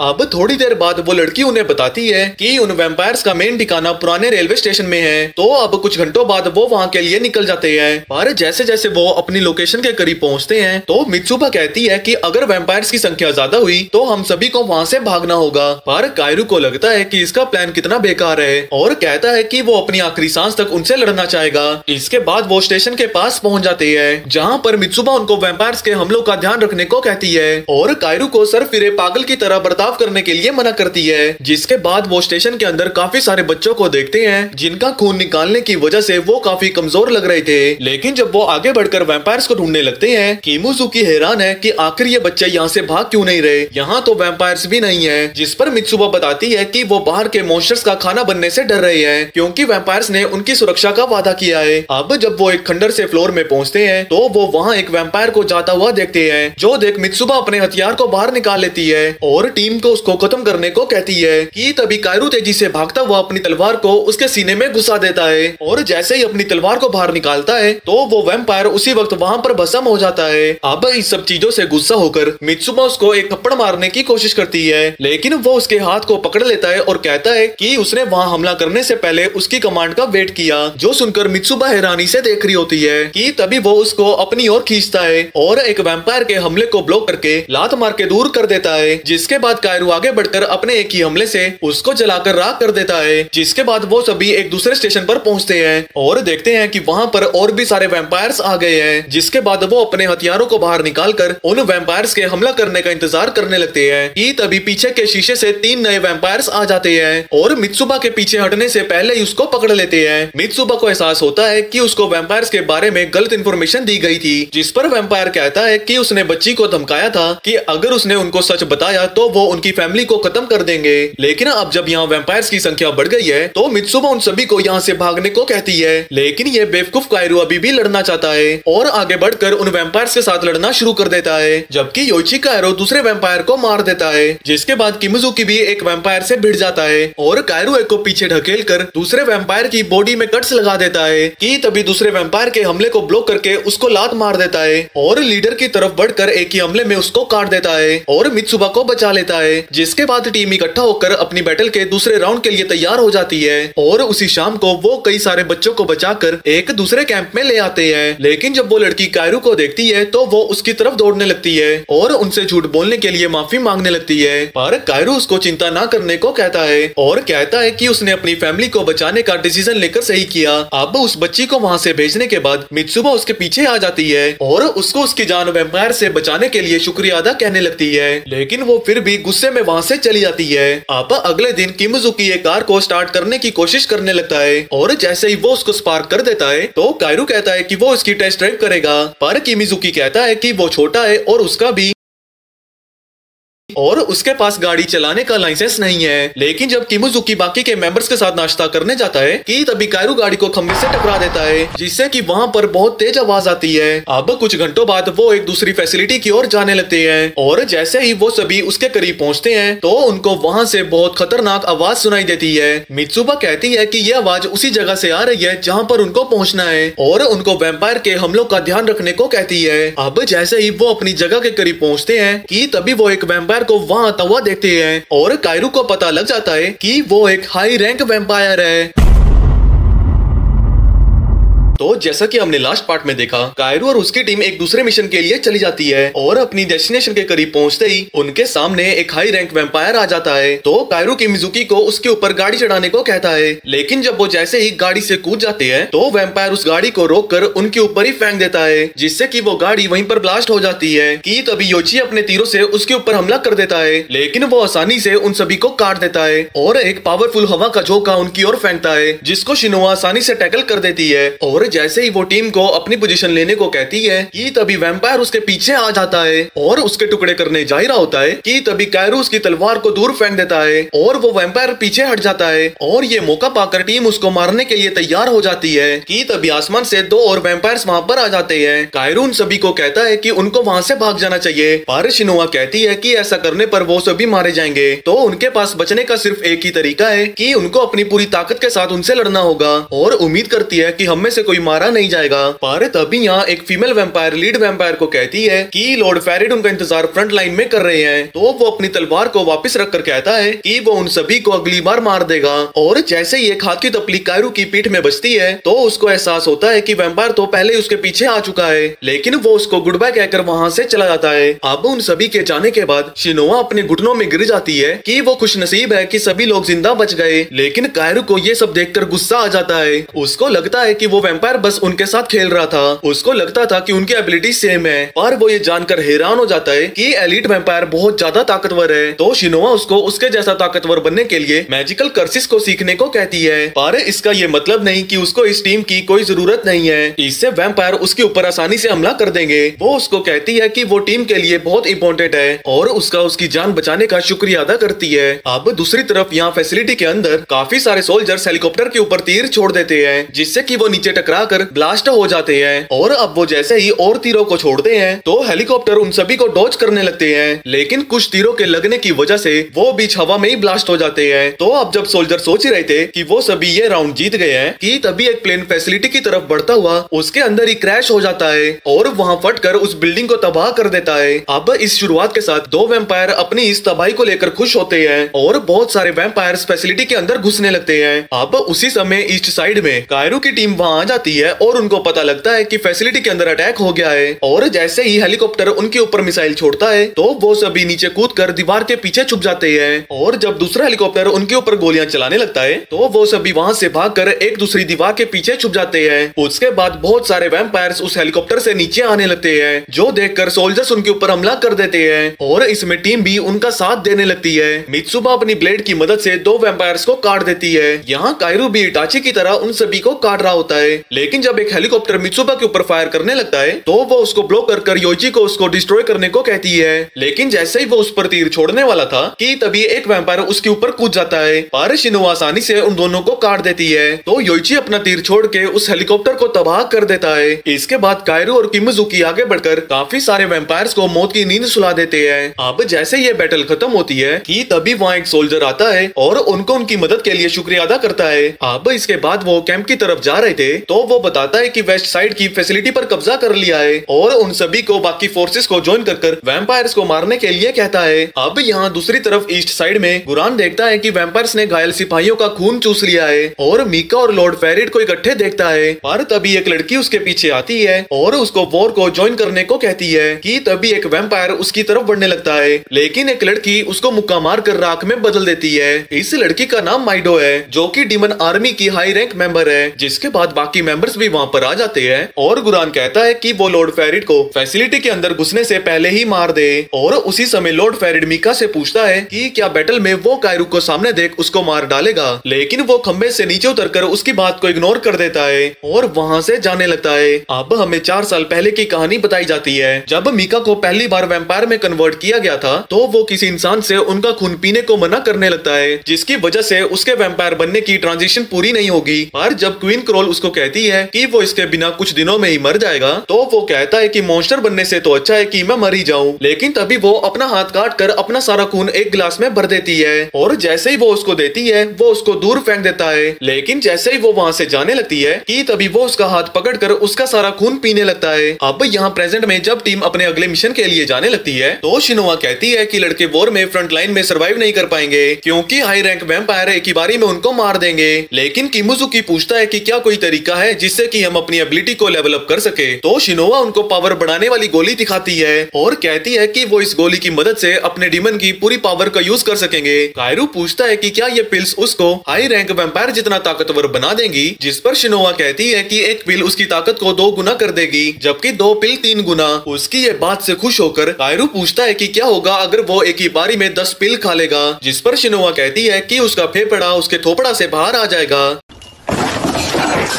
और कहती है कि 2 पिल खाने की वजह से उनकी बॉडी में बिजली के झटके लगने लगेंगे। कि तभी मित्सुबा उन्हें बताती है कि ये पिल सिर्फ 15 मिनट के लिए ही काम करेंगी और जैसे ही उसका इफेक्ट खत्म हो गया तो वो वैम्पायर्स का खाना बन जाएंगे। अब शिनोआ उन्हें पिल्स दे देती है और कायरू पूछता है कि आखिर उसने उनको पहले पिल्स क्यों नहीं दी जब वो एक हाई रैंक वैम्पायर से लड़ रहे थे, जिस पर शिनोआ कहती है कि अगर वो वहाँ पर पिल दे देती तो वो सभी लोग उस वैम्पायर के हाथों मारे जाते क्योंकि पिल्स 10 सेकंड बाद काम करना शुरू करती है। कि तभी अचानक से एक मिसाइल जमीन में फटती है जिससे ट्रक का बैलेंस बिगड़ कर नीचे गिर जाता है और टीम बाहर आ जाती है। अब जैसे ही हेलीकॉप्टर मुड़ने लगता है तो सभी उसकी गोलियों से बचकर भागने लगते हैं और जब हेलीकॉप्टर वापस से मुड़ने लगता है कायरू नोटिस करता है कि ट्रक ड्राइवर बेहोश पड़ा है तो वो जल्दी से उसको बाहर निकालने लगता है, जिस पर शिनोआ भी उसकी मदद करती है। लेकिन जब वो हेलीकॉप्टर और गोलियां बरसाने लगता है कि तभी मित्सुबा और किमिजुकी अपने हथियार से उसके हमले को ब्लॉक कर देते हैं। पर जैसे योइची अपने तीर को उसकी ओर छोड़ता है तो हेलीकॉप्टर भी फटने से पहले एक मिसाइल को उसकी ओर छोड़ देता है। लेकिन जैसे ही वो मिसाइल ट्रक पर फटती है तो उसके धमाके से जमीन फटकर सभी मेंबर्स को नीचे गिराने लगती है और जब कायरू और शिनोआ उठकर अपने आसपास देखने लगते हैं तो वो देखते हैं कि वो एक खंडर रेल पटरी पर गिर चुके हैं। शिनोआ कायरू को बताती है कि यहाँ पास में ही एक आर्मी बेस है जहाँ पर वो इस सिपाही को लेकर इसकी ट्रीटमेंट कर सकते हैं। लेकिन जब उन्हें पता लगता है कि उनके बाकी के टीम के लोग इस पत्थर के दूसरी ओर हैं, तो कायरू उन सभी को डिफेंस लाइन की ओर जाने को कहता है और कायरू उस सिपाही को अपनी पीठ में उठाकर उस टनल के अंदर जाने लगता है। और यहाँ ईस्ट साइड में गुरान और मीका एक दूसरे से मिलते हैं और गुरान उससे लड़ने के लिए तैयार है। कि तभी लॉर्ड फेरिड मीका के पीछे अपनी पूरी आर्मी के साथ आ जाते हैं तो गिरान भी अपनी खुद की आर्मी को समन कर लेता है और अपनी तलवार की पावर को बाहर निकालने लगता है। अब उसी समय कायरू और शिनोआ आर्मी बेस में पहुंच जाते हैं जहाँ पर वो उस सिपाही को ट्रीटमेंट देने लगते हैं। अब इसके बाद वो वहाँ से जाने लगते हैं तो शिनोआ कायरू को बताती है कि गुरान उन सभी का ईस्ट साइड में वेट कर रहे हैं ताकि वो उन वैम्पायर की फौज के साथ लड़ सके। तो वो कहती है कि उन्हें बाकी मेंबर्स के साथ जुड़कर ईस्ट साइड की ओर जाना चाहिए। कि तभी वो देखते हैं कि एक सोल्जर अपने सुपीरियर को बताता है कि वैम्पायर्स ने पास के एरिया को डिस्ट्रॉय कर दिया है और वो बड़ी मुश्किल से डिफेंस लाइन से बचकर आए हैं। और जब कायरू को पता लगता है कि उसके दोस्त ही उस जगह में वैम्पायर से लड़ रहे हैं तो वो सुपीरियर को कहता है कि वो वहाँ पर सब कुछ संभाल लेगा। और अब वो जैसे ही वहाँ के लिए जाने लगता है तो वो कहती है कि उनके पास अभी समय नहीं है और इसीलिए उन्हें गुरान के पास पहुँचना चाहिए। लेकिन लेकिन कायरू उसे इग्नोर करके आगे बढ़ने लगता है और वो वहाँ से भागकर जाने लगता है। और दूसरी तरफ यहाँ डिस्ट्रिक्ट में मित्सुबा सभी वैम्पायर्स की मार रही होती है और योइची अपने तीरों से वैम्पायर पर हमला कर रहा होता है, पर जैसे ही एक पीछे से उस पर हमला करता है तो योइची वहां से पीछे हट जाता है कि तभी किमिजुकी उसके हमले को रोककर उसके दिल को चीर देता है। और अब ये जानने के बाद कि वो सभी कॉर्नर हो गए हैं तो वो वैम्पायर के हमला करने का इंतजार करने लगते हैं, पर जैसे ही किमिजुकी एक से लड़ने लगता है कि तभी दूसरा मौका पाकर उसको जान से मारने वाला होता है, पर तभी कायरू उसके हमले को रोक देता है और शिनोआ एक की बारी में उसको काट देती है। अब उधर सभी वैम्पायर्स को निपटाने के बाद कायरू पूछता है कि बाकी की वैम्पायर आर्मी कहाँ छुपी है, जिस पर किमिजुकी कहता है कि उन्होंने उन सभी को मार दिया है। पर वो कायरू से पूछता है कि आखिर वो डिफेंस लाइन की बजाय डिस्ट्रिक्ट में क्या कर रही है, जिस पर कायरू कहता है कि वो उनको यहाँ पर रेस्क्यू करने आया है। दूसरी तरफ यहाँ ईस्ट साइड में गुरान अपने एक ही स्लैश से वैम्पायर्स को खत्म करने लगता है, जिसके बाद दोनों ही ग्रुप्स आपस में लड़ने के लिए आगे बढ़ने लगते हैं। पर जैसे ही एक वैम्पायर गुरान की ओर बढ़ता है वो उसके हमले को ब्लॉक करके यूरी के पास चला जाता है और उसको एहसास होता है कि वो उनके खिलाफ जीत नहीं पाएंगे, तो वो उसको बोलती है कि उसको लॉर्ड फेरिड को मार देना चाहिए जिससे कि हमें थोड़ा एडवांटेज मिल सकता है। और सेम वक्त पर लॉर्ड फेरिड मीका को उसको एलिमिनेट करने को कहता है। तो अब गुरन उनकी तरफ आगे बढ़ रहा था तो मीका आगे बढ़ के अपनी तलवार की पावर को समन कर लेता है। अब जब बैटल बहुत ही खतरनाक मोड़ ले लेती है तो गुरन मीका की ओर कूद जाता है और एक दूसरे पर तलवारों के वार करके पीछे हट जाते हैं, पर पलक झपकते ही गुरान मीका के माथे पर पेपर बॉम्ब लगा देता है और उसके बोलते ही वो वहाँ पर फट जाता है। पर जैसे ही धुआं हटता है हम देखते हैं कि मीका पर कोई खरोंच नहीं आई होती, लेकिन डिमन आर्मी ने उसको अपनी जाल में फंसा लिया होता है और गुरान के कहते ही यूरी उन सभी तारों को खींच देती है इस उम्मीद में कि वो मीका को पकड़ लेंगे, लेकिन वो बचकर पीछे कूद जाता है। तो माइडो अपनी पावरफुल स्मोक को कास्ट करके उसकी ओर फेंकने लगता है, पर वो उससे बचकर जैसे ही नीचे कूदता है तो उसको पता लगता है कि गुरान उसके पीछे पहले ही पहुंच गया है। और जैसे ही वो उसको मारने वाला था कि तभी लॉर्ड फेरिड आकर उसको बचा लेते हैं और मुक्का मारकर उसको दूर फेंक देते हैं। पर जब फेरिड बोलता है कि उसने गुरान को हरा दिया तो मीका कहता है कि उसको उसकी मदद की कोई जरूरत नहीं है और वो इस लड़ाई को खुद ही संभाल लेगा। दूसरी तरफ यहाँ गुरान देखता है कि उसके पास कुछ ही सेकंड्स बचे हैं उस पिल के इफेक्ट को खत्म होने को, पर वो जैसे ही दूसरी पिल लेने लगता है माइडो कहती है कि इससे उसकी जान भी जा सकती है, लेकिन गुरान सोचता है कि वो सभी वैसे भी तो मारे जाने वाले हैं, पर उम्मीद करता है कि वो इससे एक हाई रैंक वैम्पायर को मार सकेगा। और जैसे ही मीका उसके पास पहुंचता है वो वादा करता है कि वो उसको मार ही देगा, लेकिन वो एक दूसरे से पीछे हट जाते हैं। पर तभी मीका उस पर वापिस से हमला करके उसको कॉर्नर कर देता है और जैसे ही उसको खत्म करने वाला था कि तभी कायरू और उसकी टीम कुछ ही दूरी में वहां पर पहुंच जाती है और उनकी तरफ बढ़ने लगते हैं और शिनोआ के कहते ही वो सभी अपनी पिल्स को खा लेते हैं इस उम्मीद में कि वो गुरान को बचाकर इस बैटल से भाग जाएंगे, लेकिन तभी मीका अपनी तलवार गुरान के सीने में घुसा देता है और कायरू तेजी से उसकी ओर बढ़ने लगता है। पर जब उसको पता लगता है कि ये कायरू है तो मीका वहां पर सुन पड़ जाता है और कायरू को उसके दिल पर वार करने देता है। पर जैसे ही वो एक दूसरे को देखकर हैरान होते हैं गुरान कायरू को अपनी तलवार के कर्स को एक्टिवेट करके मीका को खत्म करने को कहता है, लेकिन ये करने में कायरू हिचकिचाने लगता है। तो गुरान मीका को खत्म करने जाता ही है कि तभी मीका वहां से कूदकर पीछे हटने लगता है कि तभी गुरान गुस्से में उसके मुंह पर मुक्का मारता है और पूछता है कि आखिर उसने मीका को खत्म क्यों नहीं करा, लेकिन कायरू अभी भी शौक में था। पर जैसे गुरान जख्मी हालत में खांसता है तो कायरू उसकी मदद करता है, तो वो उसको पीछे धकेल कर उसको अपने सपने से बाहर आने को कहता है। और जैसे ही उसकी टीम वहां पर पहुंचती है तो मित्सुबा पूछती है कि आखिर वो वैम्पायर को मारने में हिचकिचा क्यों गया, तो वो उनको बताता है कि वो वैम्पायर उसका दोस्त मीका है जो कि उसको लगता था कि वो बहुत पहले ही मर चुका है। अब जैसे ही कायरू और मीका एक दूसरे की ओर बढ़ने लगते हैं कि तभी लॉर्ड फेरिड मीका को कहता है कि इंसानों ने कायरू को मैनिपुलेट कर दिया है, लेकिन कायरू को बचाने के लिए मीका कहता है कि वो कायरू को लेकर यहाँ से दूर चला जाएगा। पर जैसे ही फेरिड कायरू को वैम्पायर बनाने के लिए धमकाने लगता है तो मीका गुस्सा होकर उसकी गर्दन को पकड़ लेता है और कहता है कि अगर उसने ऐसा किया तो वो उसको ही मार डालेगा, जिस पर फेरिड मान जाता है और कहता है कि वो कायरू की बजाय उसकी टीम को निपटा देगा। अब जैसे ही मैजिकल रोप्स उसके हाथ को बांध लेती है तो पावर उसकी तलवार में जाने लगती है और एक नया वैम्पायर क्रोली उनके पास पहुंच जाता है, जिसको देखकर टीम पहचान लेती है कि ये तो वही हाई रैंक वैम्पायर है जिससे कि वो पहले भिड़ गए थे और उसको यहाँ देखकर घबरा जाते हैं। अब यह एहसास होने के बाद कि वो उनको हरा नहीं सकते हैं तो गुरान अपनी टीम को वहाँ से भागने को कहता है, पर कायरू नहीं चाहता कि वो मीका को यहाँ पर छोड़कर जाए, पर टीम किसी तरह उसको मना लेती है और वो वहाँ से भागने लगते हैं। पर फेरिड तेजी से भागकर उनके पास खड़कर कहता है कि इस जंग के मैदान से भागना किसी को भी अलाउड नहीं है। लेकिन वो जैसे ही कायरू के पीछे पहुँचता है तो कायरू उसके ऊपर किसी पागलों की तरह हमला करने लगता है। दरअसल वो अपने दोस्तों की मौत का बदला लेने के लिए पागल सा हो चुका है। तो गुरान भी उस लड़ाई को ज्वाइन कर लेता है। गुरान तेजी से उसके पास जाता है, लेकिन वो उसके हमले को डॉज कर देता है और उसके पीछे आकर लात मार के पोल की तरफ फेंक देता है। पर जब माइडोस को बचाने के लिए उसकी तरफ भागती है कि तभी एक दूसरा वैम्पायर यूरी को लात मारकर दूर फेंक देता है और उसके आगे आकर एक हवा का झोंका मार के उसके चेहरे में एक स्लाइस कर देती है, जो देखकर बाकी की टीम भी वैम्पायर से लड़ना शुरू कर देती है। और योइची जैसे ही अपने तीर से एक को मार देता है तो वो बारीकी से एक के हमले को डॉज कर देता है। पर जब वो जैसे ही दोबारा निशाना लगाता है तो वो डर के मारे वहीं पर सुन हो जाता है कि तभी किमुजुकी उसको धक्का देकर वैम्पायर के हमले को ब्लॉक कर देता है। और अब जैसे ही फेरिड ने गुरान को दीवार से चिपका दिया तो कायरू उनको बचाने के लिए आगे बढ़ने लगता है। वो बाल बाल ही गुरान की गर्दन को काटने से बचता है। पर जैसे ही फेरिड उसके पीछे आता है और बोलता है कि वो अब उसको खत्म करने वाला है कि तभी उसके बाजू को मीका अपनी तलवार से काट देता है। मीका कहता है कि उनको इसी वक्त यहाँ से भागना होगा। पर कायरू हैरान है कि आखिर वो उन वैम्पायर के साथ क्यों घूम रहा है जिन्होंने उनके दोस्तों को मारा था। लेकिन वो उसके क्वेश्चन को इग्नोर करते हुए उसको एक बच्चे की तरह उठाकर वहाँ से चला जाता है। लेकिन कायरू फिर भी उससे पूछता है कि आखिर उसने वैम्पायर की आर्मी को ज्वाइन क्यों किया, जिस पर मीका कहता है कि उसको लगता है कि इंसान बहुत ही बुरे और खतरनाक है और उसको उनसे हमेशा के लिए दूर रहने को कहता है। अब जैसे ही वो उसको कूदते हुए ले जाने लगता है कि तभी कायरू उसको धक्का देकर उसकी चपेट से बाहर आ जाता है। पर जब मीका आगे बढ़कर कायरू को कहता है कि इंसान ही है जो कि इस दुनिया को तबाह करना चाहते हैं और उसको ऑफर करता है कि वो उसको एक सेफ जगह पर ले जाएगा,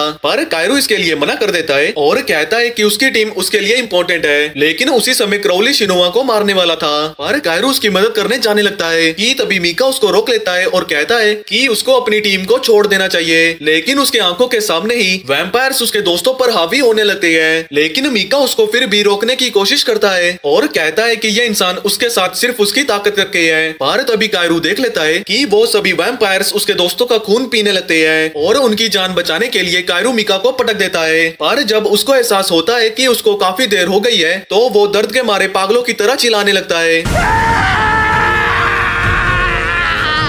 कि तभी उसकी आंख से खून का आंसू टपकने लगता है। अब यहाँ स्पिरिट वर्ल्ड के अंदर कायरू सोचता है कि शायद असुरामारू उसकी बॉडी पर कंट्रोल करने की कोशिश कर रही है, लेकिन वो कहती है कि उसके शरीर के अंदर एक शैतान है जो कि अपनी ताकत को बाहर निकाल रहा है। और जब वो ऊपर की ओर आसमान को देखते हैं तो देखते हैं कि वहाँ पर ये अजीब सा म्यूजिकल इंस्ट्रूमेंट बज रहा है और आसमान में बहुत सारी परियां दिखाई देती है, जो देखकर असुरामारू कहती है कि उसके अंदर का शैतान बाहर निकलने की कोशिश कर रहा है। कि तभी एक काली सी परछाई कायरू की पीठ से बाहर निकलने लगती है और बहुत ही तेजी से पेड़ की टहनियों की तरह बाहर निकलने लगती है। वो दर्द के मारे शैतानों की तरह चिल्लाने लगता है। मीका उससे बात कर उसको उसके होश में लाने की कोशिश करता है, पर तभी वो अपनी तलवार को घुमाता है और उसके हमले से पूरा एरिया ही डिस्ट्रॉय हो जाता है। ये तमाशा देखकर क्राउली डिसाइड करता है कि वो कायरू से लड़ेगा, लेकिन वो बहुत ही बारीकी से कायरू के हमले से बचता है, जो कि उसके पीछे का एरिया पूरी तरह से तबाह कर देता है। वो ये देख हैरान होता है कि आखिर कायरू इतना पावरफुल कैसे हो गया। कि तभी कायरू उसके पीछे आकर उस पर हमला कर देता है,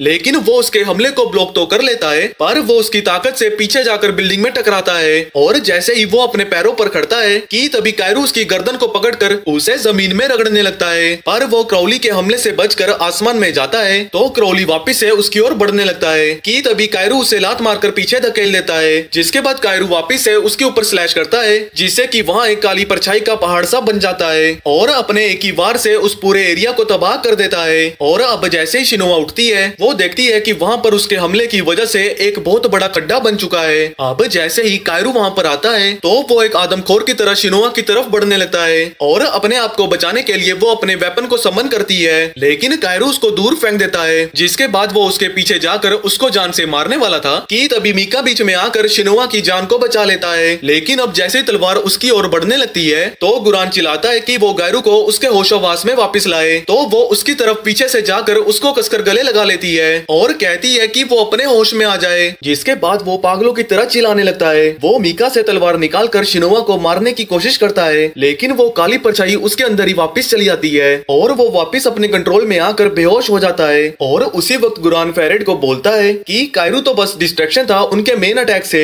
हम देखते हैं कि दूरी में एक सोल्जर ने वैम्पायर्स के ऊपर अपनी गन से निशाना लगाया होता है और उसके गोली चलाते ही 3 टाइगर नीली फ्लेम से निकलकर जमीन में जाकर बचते हैं, लेकिन फेरेड उस हमले से बच जाता है और वैम्पायर्स के जाने के बाद आर्मी वहाँ पर आ जाती है और लीडर बताता है कि वो हिरागी फैमिली से हैं और उनका मिशन सारे वैम्पायर्स को पकड़ना है। अब कुछ दिनों बाद शिनोआ एक सीक्रेट फैसिलिटी में आती है, लेकिन गार्ड्स कहते हैं कि रिस्ट्रिक्टेड एरिया में किसी का भी आना मना है और उसको यहाँ से जाने को कहते हैं। पर जब वो उनको बताती है कि वो एक्सटर्मिनेशन यूनिट से है तो गार्ड कहता है कि सुपीरियर ऑफिसर को ही गेट के उस पार जाना अलाउड है। तो शिनोआ सोचती है कि आखिर ये फैसिलिटी किस काम की है, जिस पर दूसरा गार्ड बताता है कि ये फैसिलिटी एक लैब है जिसमें कि वैम्पायर्स पर एक्सपेरिमेंट किए जाते हैं। तो अब जब वो अंदर जाना चाहती थी तो शिनोआ उनको अपना बैज दिखाती है, जो देखकर उन्हें पता लगता है कि वो हिरागी फैमिली की ही मेंबर है। जिसके बाद वो उसको अंदर जाने देते हैं। अब जब वो अंदर जाने लगती है वो देखती है कि कुछ वैम्पायर्स को जेल के अंदर बंद किया गया है। जिसके बाद वो एक बहुत बड़ी लैब के पास पहुंचती है जहां वो देखती है कि साइंटिस्ट वैम्पायर के खून पर रिसर्च कर रहे हैं और सोचती है कि शायद इसकी वजह से ही पहली वॉर हुई होगी। तो अब जब वो गुरान के ऑफिस में पहुंचती है वो बताती है कि कायरू उस बैटल के बाद से होश में आया ही नहीं है और पूछती है कि आखिर उस पिल में क्या था जो कि उसने उसको दी थी। गुरान कहता है कि कायरू एक ऐसा हथियार है जिसका यूज करके हम वैम्पायर्स को खत्म कर सकते हैं, लेकिन अब जब वो किसी काम का नहीं रहा है तो उसको उसके जीने या मरने से कोई फर्क नहीं पड़ता। और ये सब कुछ कहने के बाद वो उसको वहाँ से जाने को कहता है। तो अब जब वो जाने लगती है गुरान कहता है कि उस पिल का इफेक्ट हफ्ते में खत्म हो जाएगा। अब उसी दिन शाम को शिनोआ कायरू के ही बगल में बैठी होती है। वो उम्मीद करती है कि वो जल्दी ही उठ जाएगा। अब कुछ दिन पहले बैटल के दौरान फेरेड मीका को उनके साथ वापस लौटने को कहता है, लेकिन वो मना कर देता है और कहता है कि वो कायरू के बिना यहाँ से नहीं जाएगा। लेकिन जब वो देखता है कि शिनोआ ने कायरू को अपनी स्ट्रेस बॉल के करीब रखा होता है तो फेरेड मीका को जबरदस्ती वहाँ से ले जाने लगता है और कहता है कि क्वीन क्रोल उसका महल में इंतजार कर रही है। अब यहाँ वैम्पायर्स की दुनिया में मीका एक कैप्सूल के अंदर से उठता है और अपने कपड़े पहनता हुआ दूसरे वैम्पायर को इग्नोर कर देता है। पर एक वैम्पायर पूछता है कि आखिर कायरू मॉन्स्टर में कैसे ट्रांसफॉर्म हो गया, जिस पर दूसरा बोलता है कि हिरागी फैमिली ने उसके ऊपर कोई मैजिक यूज किया है बिना इस बात का एहसास हुए कि वो इससे पूरी दुनिया को खत्म कर सकते हैं। वो बताता है कि इस वॉर का मकसद बस ये था कि उस पिल बनाने वाली मशीन को तबाह करना, पर उनको नहीं लगता कि वो अपने इस मकसद को पूरा कर सकेंगे। जो सुनकर मीका उनको इग्नोर करके जाने लगता है, जिस पर वैम्पायर को लगता है कि शायद वो बहुत मिस्टीरियस है और सोचता है कि आखिर वो है कौन। मीका बोलता है कि उसके पास्ट में कुछ जानने लायक नहीं है और जैसे ही उसको कायरू का हैरानी से भरा चेहरा याद आता है और उनको बोलता है कि मैं बस एक बेकार आदमखोर वैम्पायर हूँ जिसका इस दुनिया में कोई फ्यूचर नहीं है। अब यहाँ दूसरी तरफ कायरू को फाइनली होश आ जाता है और योइची उसको जिंदा देखकर खुश है और तेजी से भागता हुआ बाकी सभी को बुलाने जाता है कि तभी वहाँ पर शिनोआ भी आ जाती है और वो भी उसको जिंदा देखकर बहुत खुश है। कायरू बोलता है कि उसको वॉर की कोई भी मेमोरीज याद नहीं है, जिस पर वो उसको बताती है कि वहाँ पर नई आर्मी आ गई थी और उन्होंने हमको उस दिन बचा लिया और उनकी मदद से हमने काफी सारे वैम्पायर्स को खत्म कर दिया। कायरू चौंक कर पूछता है कि क्या मीका को आर्मी वालों ने पकड़ लिया है, तो वो कहती है कि वो वहाँ से भागकर अपने वैम्पायर्स की दुनिया में चला गया है। पर तभी कायरू को एहसास होता है कि वो बीमार लग रही है और वो उसके पास जाकर उसका घाव देखता है और सोचता है कि क्या वो एक वैम्पायर में बदलने वाली है। लेकिन तभी मित्सुबा वहाँ आकर उनको ऐसी हालत में देखती है और सोचती है कि वो दोनों इस मोमेंट में किस करने वाले थे, लेकिन शिनोआ उसको देख हैरान होकर नीचे गिर जाती है, जिस पर कायरू बोलता है कि वो उसकी हेल्थ को चेक कर रहा था। अब थोड़ी देर बाद टीम के सभी लोग वहाँ आ जाते हैं तो कायरू उन सभी को उसकी जान बचाने के लिए शुक्रिया अदा कहता है और कहता है कि वो सभी को जिंदा देखकर बहुत खुश है। अब उन सभी के वहाँ से जाने के बाद कायरू खिड़की के बाहर देखता है और उम्मीद करता है कि वो मीका से दोबारा मिलेगा। अब कुछ हफ्तों बाद कायरू एक लाइब्रेरी में किताब पढ़ रहा होता है कि तभी शिनोआ वहाँ आकर उसकी किताबों को देखने लगती है, लेकिन ये जानने के बाद कि वो क्या करना चाहता है और उसको उसकी किताब वापस देकर वहाँ से जाने लगती है। लेकिन जाने से पहले वो पूछती है कि आखिर वो ये क्यों देख रहा है कि वो मीका को इंसान में बदल देगा, पर कायरू उसको इग्नोर कर देता है। तो वो उससे इसके बारे में दोबारा से पूछने लगती है कि तभी स्पीकर में अनाउंस किया जाता है कि कायरू को हेडक्वार्टर में बुलाया गया है। तो शिनोआ कहती है कि हिरागी फैमिली है जो उससे मिलना चाहती है, जिसके बाद वो वहाँ से जाने लगता है और उसको पता चलता है कि शिनोआ भी तो हिरागी फैमिली से है, लेकिन वो सोचती है कि वो इतना बड़ा बेवकूफ है कि उसको इसके बारे में अब पता चला है। वो बताती है कि हिरागी हिरागी फैमिली आदमखोर पागलों का ग्रुप है और उसको वार्न करती है कि वो उनके सामने कोई हरकत ना कर दे। अब फैसिलिटी से बाहर आने के बाद वो गुरान से मिलता है, जो कि बोलता है कि हिरागी फैमिली उसको अपनी आर्मी में ज्वाइन करवाना चाहती है और चाहता है कि वो उनको ज्वाइन करने से मना कर दे। जिसके बाद कायरू अब हिरागी फैमिली की फैसिलिटी में पहुंचता है। वो मित्सुबा से मिलता है जो कि वहां से बाहर आ रही होती है। वो पूछता है कि वो आखिर यहाँ क्या कर रही है, जिस पर वो बोलती है कि उसको यहाँ पूछताछ के लिए बुलाया गया था और वैम्पायर से लड़ने के लिए उसको प्रमोशन मिल गई है। लेकिन वो कहती है कि वो तो बस वॉर में बोझ थी और कहती है कि वो इस प्रमोशन को डिजर्व नहीं करती है। पर कायरू कहता है कि उसको इस तरह उदास होने की कोई जरूरत नहीं है और उसको ये प्रमोशन उसके हार्डवर्क के लिए मिल रहा है। तो अब कायरू के वहाँ से जाने से पहले मित्सुबा बोलती है कि हिरागी फैमिली उसको स्पाई की तरह यूज करने वाले हैं और अंदर कुछ ऐसे पागल ऑफिसर्स भी हैं जो कि उसको जबरदस्ती डेविल मानने के लिए मजबूर भी करेंगे। अब थोड़ी देर बाद कायरू उस हॉल के अंदर चला जाता है और दरवाजा अपने आप ही बंद हो जाता है कि तभी एक लाइट जलती है और उसके पीछे एक वैम्पायर होता है। वो उसके खून की प्यास में उसके ऊपर हमला कर देता है, लेकिन वो उसके हमले से बचकर उसकी तरफ बढ़कर एक ही बारी में उसको काट देता है, जिससे कि वो वैम्पायर वहीं पर मारा जाता है। पर तभी हमें पता लगता है कि हिरागी फैमिली ये सब कुछ देख रही होती है, जहाँ पर लीडर कुरोडो बताते हैं कि ये वैम्पायर तो बस एक ट्रैप था ताकि हम उसकी वफादारी का पता लगा सके और अगर वो उसको मारने में नाकामयाब होता तो हिरागी फैमिली उसको अपना दुश्मन मान लेते। और अब उसकी वफादारी का और पता लगाने के लिए कुराडो उसको डुएल के लिए चैलेंज कर देता है और उसको वार्न करता है कि वो अपने ब्लेड की कर्स पावर को एक्टिवेट ना करे। तो अब इस टुच्ची सी फाइट के लिए कायरू से लड़ने के लिए तैयार हो जाता है, लेकिन कुरोडो अपनी तलवार की पावर को समन कर लेता है और एक स्लैश मारकर जमीन को तोड़ता हुआ कायरू को पीछे फेंक देता है कि तभी अचानक से कुरोडो उसके पास पहुंचकर उसको सबसे ज्यादा बेकार सोल्जर कहता है और हैरान होता है कि आखिर वो वैम्पायर से कैसे लड़ रहा है। उसकी इस बात से गुस्सा होकर कायरू उस पर हमला कर देता है कि तभी एक सोल्जर वहां आकर उसके हमले को रोक देती है। तो कुरोडो अपने भाई शीना को उसको डुएल के लिए चैलेंज करने को कहता है क्योंकि वो उसकी बहादुरी से इम्प्रेस्ड हुआ है। तो अब जब कायरू अपने आप को तैयार कर लेता है तो शीना अपने वेपन को सम्मन करके उसकी ओर फायर कर देता है, लेकिन वहां पर कुछ भी नहीं आता, जो देख कायरू कंफ्यूज्ड हो जाता है। पर तभी एक बीस्ट उसके पीछे से आ जाता है जिसको कि कायरू अपने एक ही स्लैश से खत्म कर देता है। पर जब शिनोआ उसको पकड़ लेता है कि तभी कायरू उसकी गन को रोक लेता है, पर शिनोआ उसे नीचे गिरा देता है और उसको इस तरह हराने के बाद शीना बोलता है कि वो अभी भी एक यूजलेस फाइटर है और हैरान होता है कि आखिर गुरान ने उसको ट्रेन क्यों नहीं किया उसके स्पेशल वेपन के यूज के लिए। कायरू पूछता है कि आखिर उसको इस तरह टेस्ट क्यों किया जा रहा है। शीना कहता है कि वो एक जासूस को ढूंढ रहे हैं जो कि हमारी फैसिलिटी में कहीं छुपा हुआ है। अब इसके बाद उसको एक नए कमरे में लाया जाता है जहाँ कायरू देखता है कि किमुजुकी और योइची को पकड़ा हुआ है और इन सब चीजों से गुस्सा होकर वो उनको वहाँ से छोड़ने के लिए कहता है। पर कुरोडो कहता है कि उनको तभी छोड़ा जाएगा जब वो अपनी सच्चाई को सच सच बता देगा। वो कहता है कि हमें तुम्हारे पास्ट के बारे में कुछ पता नहीं है और हैरान है कि आखिर उसकी टीम के पास स्पेशल वेपन कैसे आए। पर कायरू कुछ भी बड़बड़ाने लगता है तो कुराडो एक सोल्जर को कहता है कि वो किमुजुकी और योइची को टॉर्चर करे। तो कायरू ये देख उनको रुकने को कहता है। तो कुरोडो पूछता है कि आखिर वो गुरान के साथ क्या कर रहा है और हैरान होता है कि आखिर उसका नाम एक पावरफुल फैमिली के नाम पर कैसे है। कायरू बताता है कि उसको उसका नाम एक ऑर्फनेज से मिला है और गुरान ने उसको अपने साथ रखा था जब वो उस वैम्पायर की दुनिया से बचकर बाहर निकला था। कुरोडो बताता है कि ऑर्फनेज ने तुम्हें एक्सपेरिमेंट के लिए रखा हुआ था क्योंकि वो ऑर्फनेज बच्चों पर एक्सपेरिमेंट के लिए जाना जाता था, लेकिन कायरू को इन सब के बारे में कुछ भी पता नहीं होता। तो कुरोडो कहता है कि गुरान उसकी एबिलिटी को बाहर निकालने की कोशिश कर रहा है, लेकिन कुरोडो चाहता है कि कायरू उसकी आर्मी को ज्वाइन करे, लेकिन कायरू उसके इस ऑफर से खुश नहीं होता है और सोचता है कि ये कुरोडो तो पागल है। तो वो उसको किमुजुकी और योइची को छोड़ने को कहता है और जैसे ही उनको छोड़ते हैं वो बहुत ही ज्यादा थकने के कारण नीचे गिर जाते हैं। अब इसके बाद वो सभी फैसिलिटी से बाहर आने लगते हैं कि तभी मित्सुबा उनकी ओर भागने लगती है और पूछती है कि आखिर उन्हें इतनी चोटें कैसे आई। पर वो उसकी बातों का जवाब देता इससे पहले वो गुरान को देख लेता है और सीधा उसके पास जाकर पूछता है कि क्या आखिर वो उसका इस्तेमाल कर रहा है। तो गुरान कहता है कि उसने उसकी हिडन एबिलिटी को देख लिया था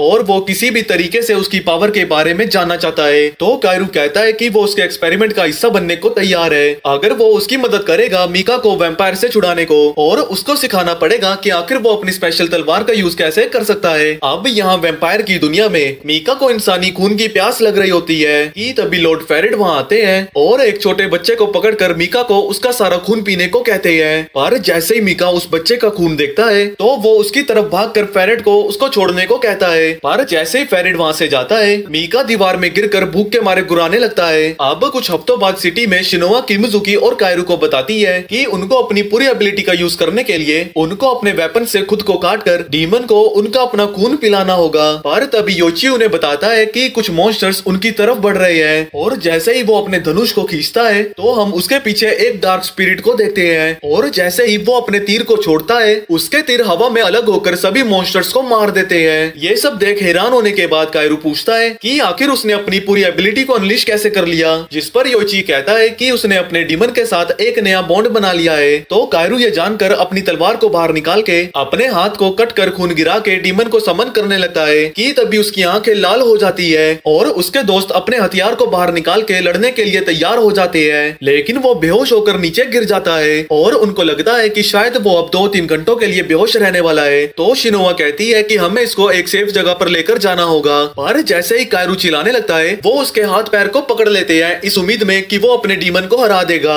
अब यहाँ कायरू की स्पिरिट वर्ल्ड में हम उसके पापा को देखते हैं जो कि उसके अंदर के डीमन को देखकर उसको जान से मारना चाहते थे और कायरू डर के मारे वहाँ से भागने लगता है, पर तभी देखता है कि उसके दोस्त सारे जमीन पर मरे पड़े हैं। वो ये सब देखकर सदमे में होता ही है कि तभी उसके पापा उसकी पीठ पर वार कर देते हैं और कहते हैं कि वही अपनी दोस्तों की मौत का गुनहगार है। लेकिन कायरू अभी भी हार नहीं मानता है कि तभी वो एक दूसरी दुनिया में उठता है। वो असुरा मारू को कहता है कि वो कभी भी उसको अपनी बॉडी पर कंट्रोल पाने नहीं देगा, पर वो उसको हराने के लिए उसकी ओर भागने लगती है, लेकिन वो अपनी तलवार को फेंक कर कहता है कि वो उसके साथ लड़ना नहीं चाहता है। असुरा मारू ये सुनकर हैरान हो जाती है, जबकि कायरू बोलता है कि वो मीका को बचाना चाहता है और वादा करता है कि वो उसकी पावर्स के बदले उसका दोस्त बनेगा। कि तभी उसी वक्त वो अपनी असली दुनिया में जाग जाता है और अपनी टीम को बताता है कि उसने डीमन की ताकत को हासिल कर लिया है। अब यहाँ रात को किमुजुकी चिल्ला रहा होता है क्योंकि वो अपने डीमन से लड़ रहा होता है। वो अपनी इस स्पिरिट की दुनिया में उस डीमन को मारने के लिए आगे बढ़ता है, पर वो डीमन अपने ब्लेड से उसके हमले को रोक लेती है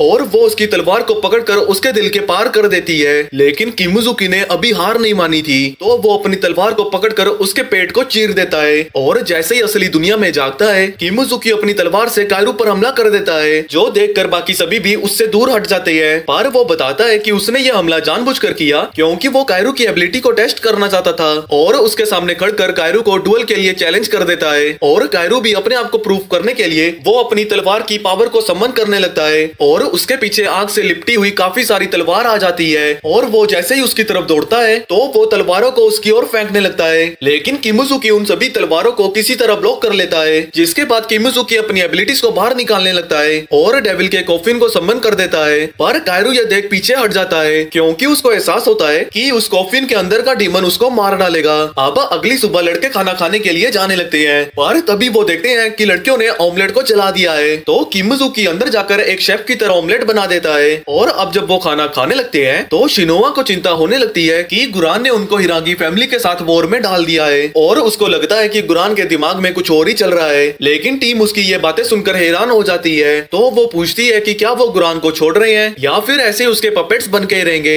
अब यहाँ दोपहर को छत में कायरू शिनोआ से बैटल के दौरान उस पर हमला करने के लिए माफी मांगने लगता है और कहता है कि उस बैटल के दौरान उसको बहुत सी चीजें याद नहीं है, पर उम्मीद करता है कि इन सब चीजों के बाद भी वो उसके साथ ही रहेगी। अब यहाँ शाम को कायरू अपनी टीम को बताता है कि वो गुरान के साथ ही रहने वाला है क्योंकि इतने सालों से वही था जिसने उसको वैम्पायर से बचाया था और वो सोचता है कि गुरान का उस पर कर्ज है जो कि उसे उसको लौटाना है और साथ ही में उसको मीका को भी ढूंढना है ताकि वो उस वैम्पायर वर्ल्ड के सीक्रेट्स के बारे में जान सके। और अब ये जानकर कि उसने ये सब ठान लिया है तो टीम भी उसमें इसका साथ देकर गुरान के साइड ही रहना चाहती है। अब यहाँ दूसरी तरफ हम वैम्पायर्स की दुनिया में देखते हैं मीका अपनी भूख से परेशान होकर क्वीन क्रॉल के पैलेस में घुस जाता है और उसको पकड़कर उसकी गर्दन से खून पीने लगता है और जैसे ही उसकी भूख शांत होती है वो उसको धक्का देकर पीछे कर देता है। वो हैरान है कि आखिर उसने ऐसा क्यों किया और वो उससे पूछता है कि आखिर वैम्पायर लॉर्ड्स कायरू को पकड़ना क्यों चाहते हैं, पर वो उसको कहती है कि उसका इससे कोई लेना देना नहीं है। उसकी इस बात से नाराज होकर वो उसको मारने की कोशिश करता है, लेकिन वो उसके हाथ को पकड़कर कहती है कि वो बस उसका एक पपेट है और वो जब चाहे उसको खत्म कर सकती है। वो बताती है कि वैम्पायर इंसानों के साथ फिर से वॉर में लड़ने वाले हैं और वो कहती है कि वो कायरू को वॉर शुरू होने से पहले ही बचा ले।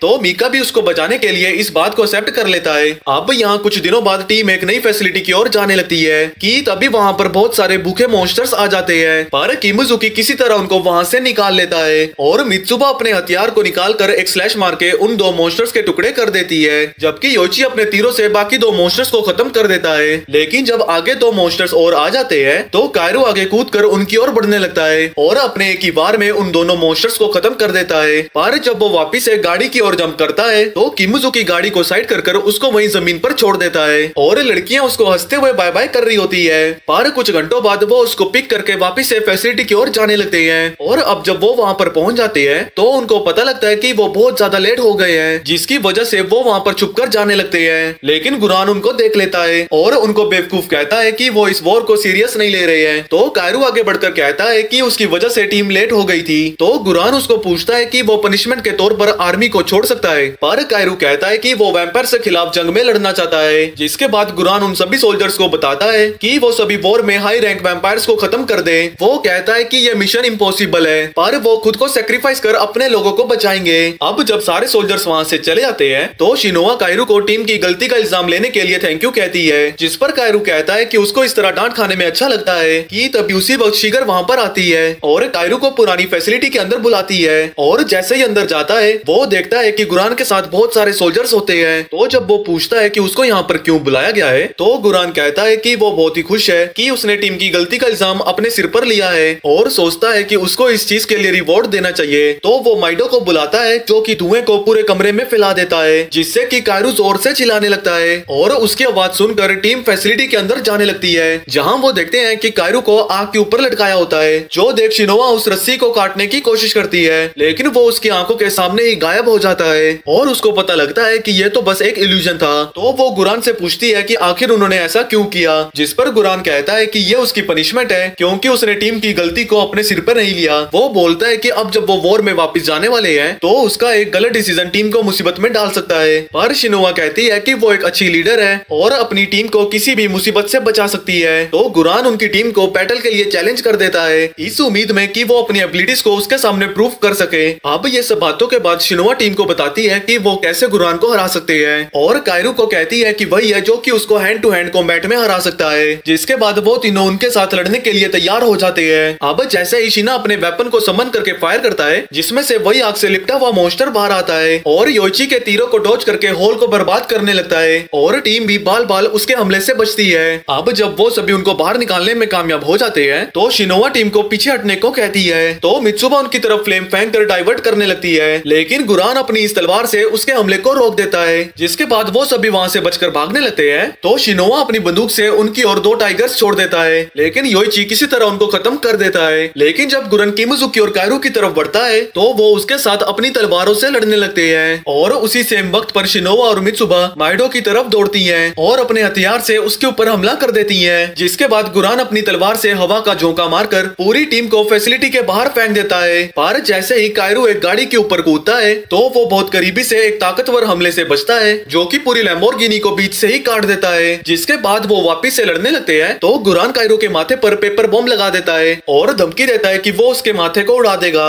जो सुनकर कायरू उसकी तरफ दौड़ने लगता है, इस उम्मीद में कि वो उसको भी साथ ले फटेगा। पर शिना उसकी तरफ एक फायर करता है जिसको कि वो रोकने में कामयाब हो जाता है, लेकिन वो पेपर बॉम्ब उसके माथे में फट जाता है और गुरान मित्सुबा को मारकर बेहोश कर देता है। और उसी वक्त पर शिनोआ का हथियार उसके हाथ से छुड़वा देता है। वो उसको बोलता है कि उसकी टीम बस कमजोरों से भरी हुई है और वो सभी मिलकर भी एक हाई रैंक वैम्पायर के सामने नहीं टिक पाएंगे। तो भाई लोग अभी के लिए इस वीडियो को यहीं पर खत्म करते हैं और अगर आपको इसके आगे की कहानी जाननी है तो चैनल को सब्सक्राइब करके नीचे कमेंट्स में नेक्स्ट पार्ट जरूर लिखें। तो अभी के लिए इतना ही और मिलते हैं नेक्स्ट वीडियो में।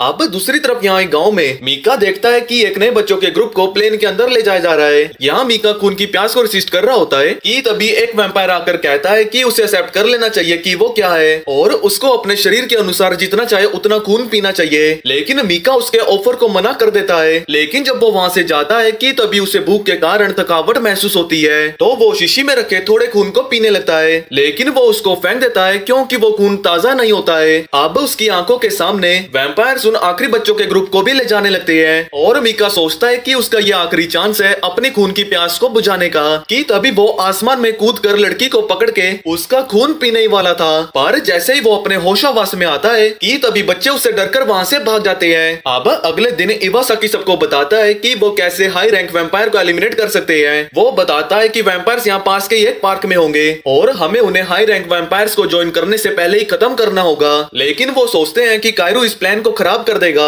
और नारुमी की टीम उसे एक बोझ मानती है जो कि बैटल में लड़ने के काबिल नहीं। शिनोआ अपनी टीम की रिस्पेक्ट को वापस पाना चाहती थी तो वो प्रॉमिस करती है कि वो इस मिशन को पूरा करेंगे और उसी समय शीना और योइची एक टावर के ऊपर वेट कर रहे होते हैं ताकि वो शिनोआ की टीम की मदद करके वैम्पायर्स को एलिमिनेट कर दे। पर जब योइची इस माहौल से डर रहा होता है तो शीना उसको खुद पर भरोसा रखने को कहता है और वो उसको कहता है कि वो डरपोक कमजोर नहीं है। तो योइची एक लंबी सांस लेकर अपने आप को रिलैक्स कर लेता है और अपने तीर को खींचकर हाई रैंक वैम्पायर्स पर निशाना लगाने लगता है कि तभी वो उस हाई रैंक वैम्पायर को देख लेते हैं और अपने एक राइट मोमेंट का इंतजार करने लगते हैं। अब यहाँ पार्क के अंदर जब वैम्पायर अपनी स्पेशल वाइन पी रहे थे लेकिन तभी वो खतरे को भांपकर अपने साथी से खुद को कवर कर लेता है और जैसे ही धूल हटती है हम देखते हैं कि उसको एक भी क्रोंच नहीं आई होती तो वो एक पावरफुल स्लैश को उस टावर की ओर फेंकता है और वो टावर को बीच से काट देता है और उसी समय स्क्वाड भी वैम्पायर्स की ओर बढ़ने लगती है। तो कायरू कहता है कि वो अपनी स्ट्रेंथ को टेस्ट करने के लिए उन वैम्पायर्स से लड़ेगा और जैसे ही दो वैम्पायर्स उसकी ओर बढ़ते हैं कि तभी योइची का एरो उन दोनों के साथ बाकी सभी वैम्पायर्स को भी खत्म कर देता है जिससे कायरू को हाई रैंक वैम्पायर से लड़ने का मौका मिल जाता है। और जैसे ही कायरू अपनी तलवार लेकर आगे बढ़ता है लेकिन वैम्पायर उसके अटैक से बचकर उसकी तलवार को ब्लॉक कर उसे दूर फेंक देता है और तभी किमिजुकी के हमले से बचता है कि तभी शिनोआ उसको खत्म करने जाती है लेकिन वो उसको पकड़ लेता है और जैसे ही इवासाकी उसको हवा में उड़कर मारने वाला था तो वो शिनोआ को उसकी ओर फेंकता है पर तभी कायरू उसके हमले को रोक लेता है और जैसे ही वैम्पायर कायरू के पीछे जाता है तो शिनोआ अपने फ्लेमिंग मॉन्स्टर्स को बाहर निकाल के उस पर हमला कर देती है लेकिन वो उनको आसानी से काट देता है और कायरू को हवा के झोंके से दूर फेंक देता है कि तभी किमिजुकी आगे बढ़कर उसके ऊपर तलवारों से हमला करने लगता है पर जैसे ही उसकी तलवार उसके हाथ से छूटती है और वो उसको मारने जाता ही है कि तभी वैम्पायर की पीठ में दो तलवारें घुस जाती है और इवासाकी अपनी तलवार की पावर को बाहर निकाल के उसके हाथों को पूरी तरह से बांधकर उसे रोक लेता है और जैसे ही वो उसे खत्म करने जाते हैं कि तभी वो अपनी तलवार से अपने हाथ को काट कर वहाँ से गायब हो जाता है और टीम जैसे ही उस पर दोबारा से अटैक करने के लिए तैयार होती है कि तभी किमिजुकी कहता है कि हमने उसे अपने ट्रैप में फंसा लिया है। वो वैम्पायर को चिढ़ाता है और सोचता है कि क्या वो अपने हाथ को रिजनरेट कर लेगा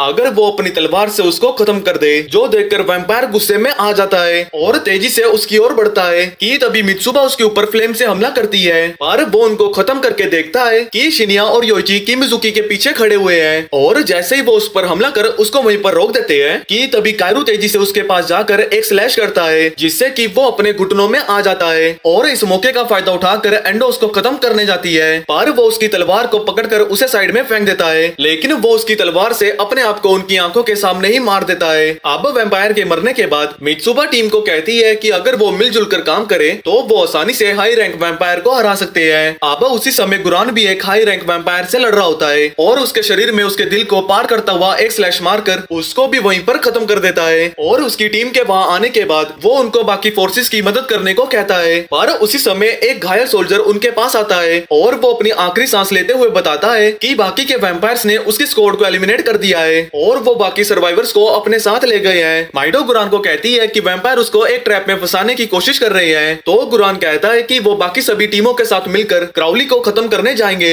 अब उसी दिन कायरू की स्क्वाड और बाकी के सोल्जर्स बाकी के टीम के आने का वेट कर रही थी पर जैसे ही वहाँ एक टीम आती है वो देखते हैं कि उस टीम की हालत बहुत खराब होती है। उनकी लीडर आहारा नारुमी को बताती है कि वो अपनी बैटल से बड़ी मुश्किल से बचकर आए हैं और वो हैरान है कि आखिर वो अपनी बैटल से बिना घायल हुए कैसे आ गए क्योंकि उन्होंने भी एक हाई रैंक वैम्पायर का सामना किया है। तो नारुमी उसको कहती है कि कायरू और उसकी टीम ने उनकी जान को बचाया है कि तभी गुरान भी वहाँ पर आ जाता है और जानकर खुश होता है कि कुछ हाई रैंक वैम्पायर्स मारे गए और ये देखने के बाद कि आहारा की टीम वॉर में जाने के लिए बहुत ज्यादा थकी हुई है तो वो उनको पार्क में ही रहने का कहकर दूसरी स्क्वाड के आने का इंतजार करने को कहता है और ये सब कहते हुए वो बताता है कि हमारी बाकी की टीम्स मारी गई और उनका नया मिशन ये है कि उनको वैम्पायर से सर्वाइवर्स को बचाना है। अब उसी दिन गुरान और बाकी की टीम अपनी नई डेस्टिनेशन की ओर जा रही थी ताकि वो एक और हाई रैंक वैम्पायर को एलिमिनेट कर सके कि तभी पार्क में एक नई स्क्वाड आ जाती है पर जैसे आहारा उन्हें देखती है तो वो खुश होती है कि वो फाइनली अपनी जगह को स्विच कर सकती है कि तभी वो देखती है कि वैम्पायर्स के एयरक्राफ्ट पार्क में आ जाते हैं और स्क्वाड को बचाने के लिए वो एक तीर को फेंकती है जिससे कि एक एयरक्राफ्ट हवा में डिस्ट्रॉय हो जाता है कि तभी दो वैम्पायर्स नीचे आते हैं और बाकी के वैम्पायर्स भी उनको घेर लेते हैं। अब ये जानने के बाद कि वो सभी मरने वाले हैं आहारा वैम्पायर्स को मारने की कोशिश करती है पर तभी मीका उसके पीछे आ जाता है और उसको गर्दन से पकड़कर तेजी से नीचे गिरा देता है। अब ये देखने के बाद कि वो बचकर नहीं जा सकते तो आहारा सभी को अपनी जान लेने को कहती है तो वो एक कैंडी को चबा कर नीचे गिरने लगते हैं पर आहारा के खुद को मारने से पहले मीका उसके मुंह से वो टॉफी को निकाल देता है। वो कहता है कि वो उसको जिंदा छोड़ देगा अगर वो बता देगी कि कायरू कहाँ पर है। कि तभी एक वैम्पायर उनको देख लेता है और सोचता है कि क्या वो उसको मार कर खाने वाला है, पर मीका कहता है कि वो पहले ही मर चुकी है। पर जब उनको पता लगता है कि कुछ हाई रैंक वैम्पायर्स पहले ही मारे जा चुके हैं तो वो लॉर्ड क्राउली को इसी वक्त वार्निंग देने का सजेस्ट करते हैं। पर तभी आहारा मीका की गर्दन पर चाकू रख देती है और कहती है कि अगर वो उसके पास आए तो वो उसको मार देगी। कि तभी वो पीछे हटकर उसको बताती है कि कायरू लॉर्ड क्राउली के कैसल की ओर जा रहा है, पर उसको भी डर है कि वो इस बैटल में मारा जाएगा। कि तभी मीका उसके चाकू को फेंक कर उसके हाथ को कस के दबाता है, जिससे वो दर्द में चिल्लाने लगती है। तो वो उसको लात मारकर कन्फेस करने को कहता है कि बाकी की स्क्वाड्स कहाँ पर है। तो वो कहती है कि वो सभी गार्डन से दूर एक डिस्ट्रिक्ट में जा रहे हैं और वो उस जगह के नोबल लॉर्ड को मारना चाहते हैं। अब ये जानने के बाद बाकी के वैम्पायर्स डिसाइड कर उस जगह की ओर जाने लगते हैं कि वो खुद ही जाकर इसके बारे में नोबल को बताएंगे। पर जैसे ही मीका वहाँ से जाने लगता है तो आहारा कहती है कि वो उसको भी मार दे,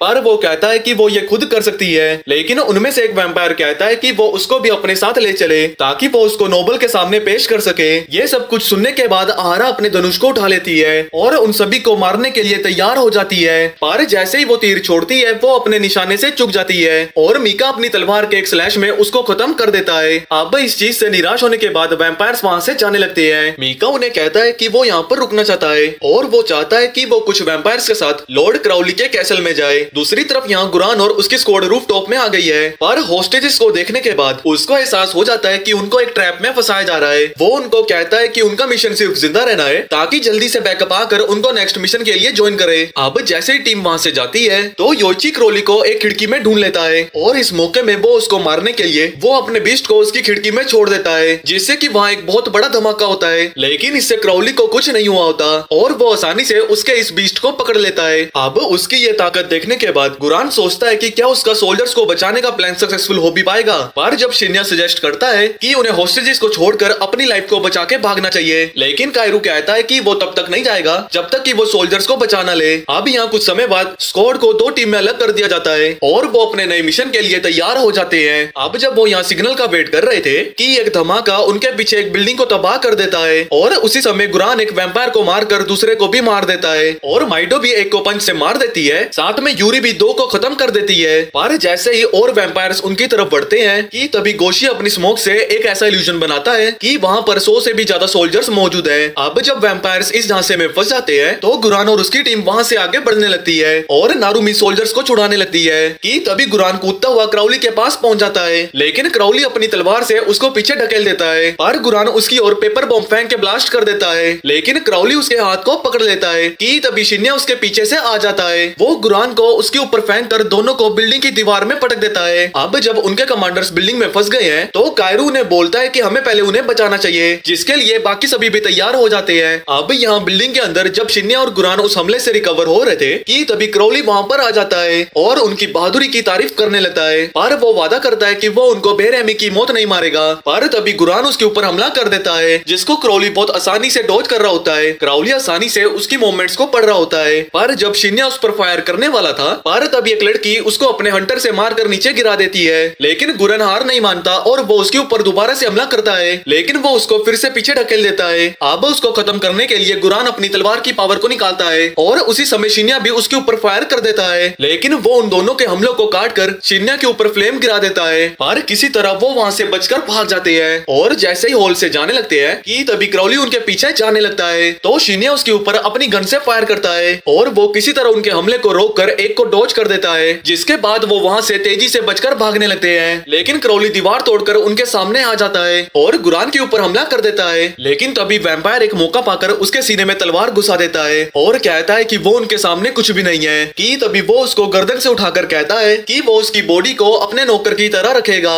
पर तभी अचानक से कायरू वहाँ पर आता है और उस पर हमला करके उसको मारना चाहता है, पर क्राउली उसके हमले को रोककर उसे खत्म करने जाता है। कि तभी अचानक से किमुजुकी उसको रोक लेता है और योची उसके ऊपर अपने तीर छोड़ देता है और मित्सुबा भी अपने फ्लेम से उसको कवर कर लेती है। पर जैसे ही कायरू उसको खत्म करने जाता है कि तभी वो गुरान को उसके बीच में ले आता है, जिससे कायरू को मजबूरन रुकना पड़ता है। लेकिन कायरू अभी भी हार नहीं मानना चाहता, तो फिर वो अपनी आग से भरी तलवारों को बाहर निकाल लेता है और क्राउली की ओर फेंक देता है, लेकिन उन सभी तलवारों को वो लड़कियां टैकल कर देती है। अब जैसे ही कायरू आगे बढ़ता है वो उसके हमले को रोक लेती है और अपने हंटर से उसको पकड़कर हवा में उठा लेती है और जैसे ही उसको खत्म करने जाती है कि तभी शिनोआ उसको बचा लेती है, जिससे कि वो दोनों ही दूर जाकर जमीन पर गिरते हैं। अब ये जानने के बाद कि वो यहाँ पर कुछ नहीं कर सकते हैं, तो शिनोआ उनको यहाँ से भागने को कहती है। तो योइची उनके ऊपर तीर छोड़ देता है और मित्सुमा अपनी फ्लेम से उनको ब्लॉक कर देती है, लेकिन वो एक ही झटके में उनके इस हमले को खत्म कर देते हैं। और गुरान को बचाने के लिए कायरू फिर से उनसे लड़ने के लिए जाता है, पर किमुजुकी उसको रोक लेता है, जो देखकर क्राउली उसे उकसाने के लिए गुरान को दीवार में पटक देता है। पर जब कायरू फिर से उसे बचाने के लिए एक बार आगे बढ़ता है, तो इस बार शिन्या उसे रोक लेता है और कहता है कि उन्हें अभी इसी वक्त यहाँ से जाना होगा,